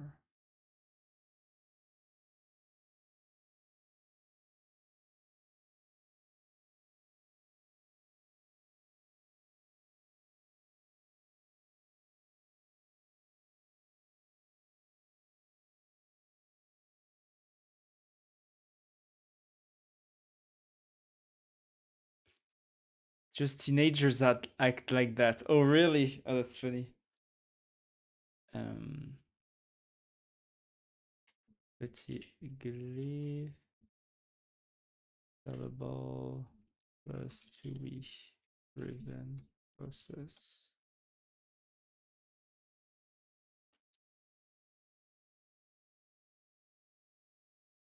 C'est quoi? Attends, I will.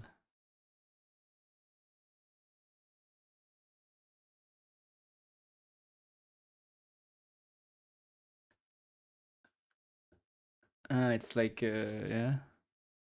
Antes eu sofria, hoje eu sofria. Okay, I see. He's a joker. Oh my god, I'm such a joker. I'm like the Joker. I'm so dark.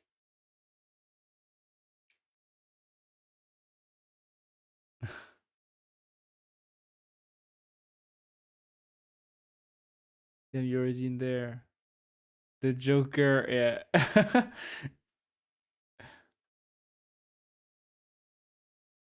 Antes eu sofria, agora eu sofria. Fria é a vagabunda.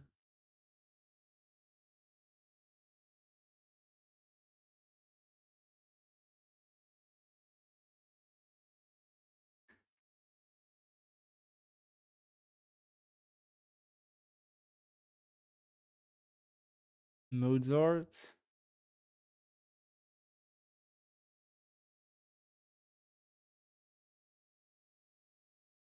Antes eu sofria. Yeah. I think the Joker image is the summary, right, of this. Yeah, I see. I see the vibe. Yeah. How to test this? How to install it? Is there an install script?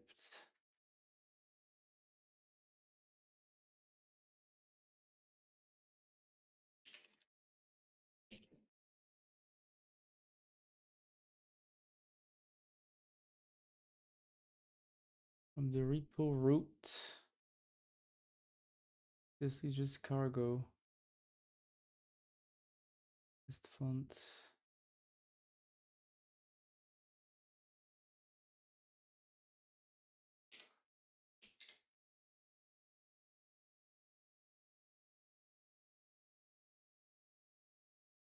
Yeah.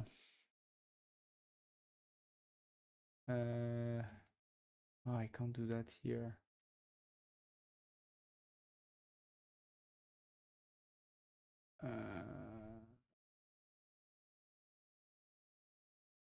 Can I like select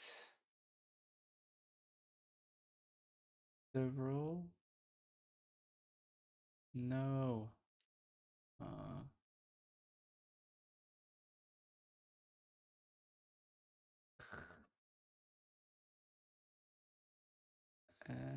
S open split.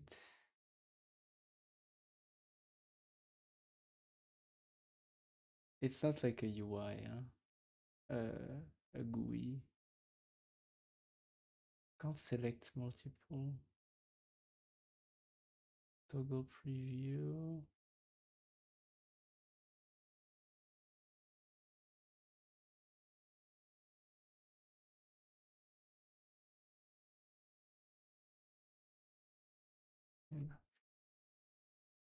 Code.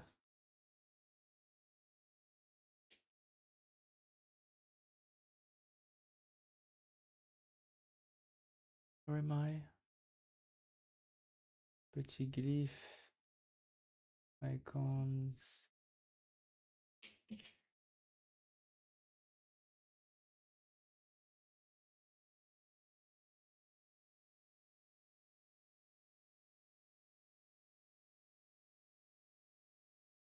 Alors, add. Non, non, non. Press enter to launch the TUI. Yes. Enter. Voilà. Create a self-contained petit glyph project. Place images in icon and keep on generating output in select directory, manifest, detected image 8, font size, Workflow 1, add area. Press R to rescan and tune glyph threshold. Press B to build a preview. ETF, no. Press I to install the build into, no. Okay, let's try.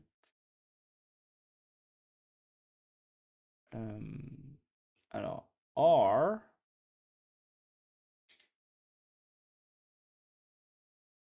Voilà. That's going to lower this one.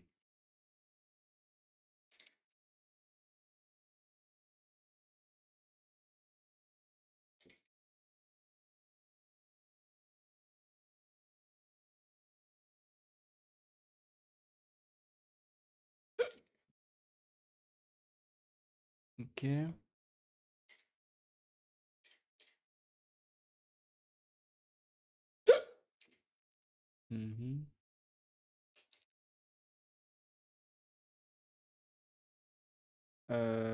Build.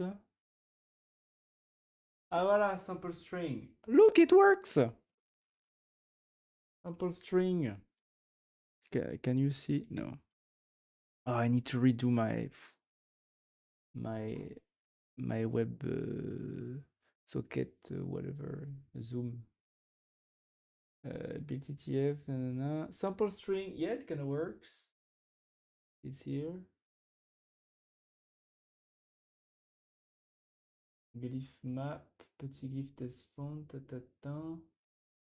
Glyph map installed, font not installed in this session.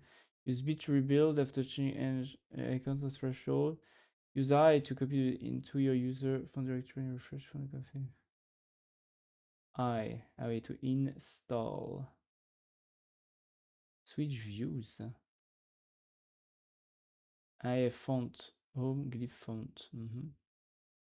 I install. Let's install. Installed. So now if I copy paste, if I go into another terminal, they should work. Yes, they work. Look, they work. It's here. It doesn't work. Attends, how can I?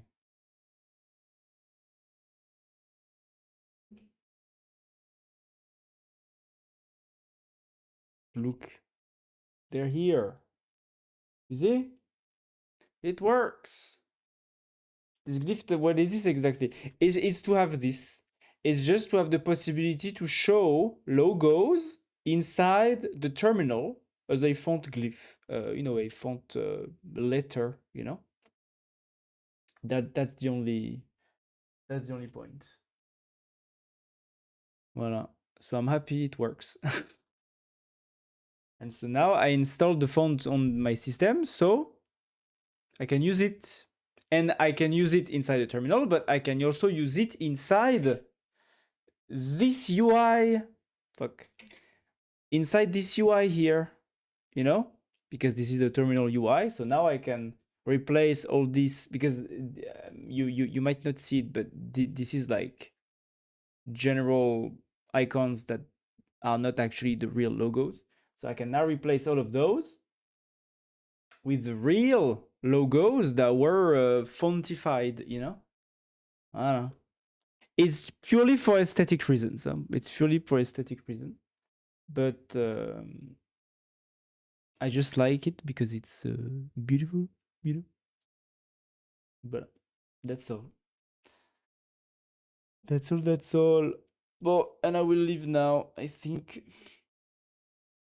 So yeah. Well, I did something today. Did I commit? Did I commit?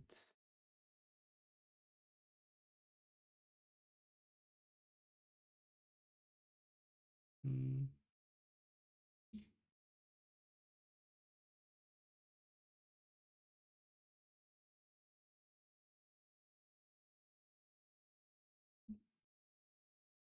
Hmm?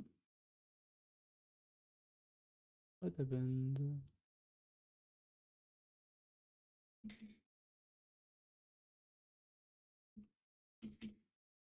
But it doesn't work.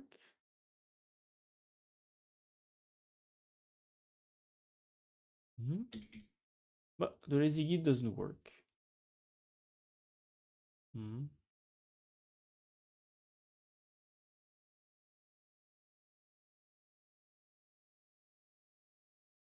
Hmm.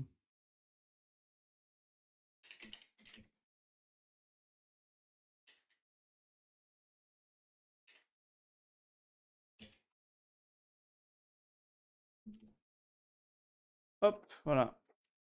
You did good. Thank you. Thank you. Thank you. Thank you. So yeah, I will stream again on Thursday. Thursday, yeah. Voilà. I will stream again on Thursday and probably Saturday. Yeah. So yeah. Um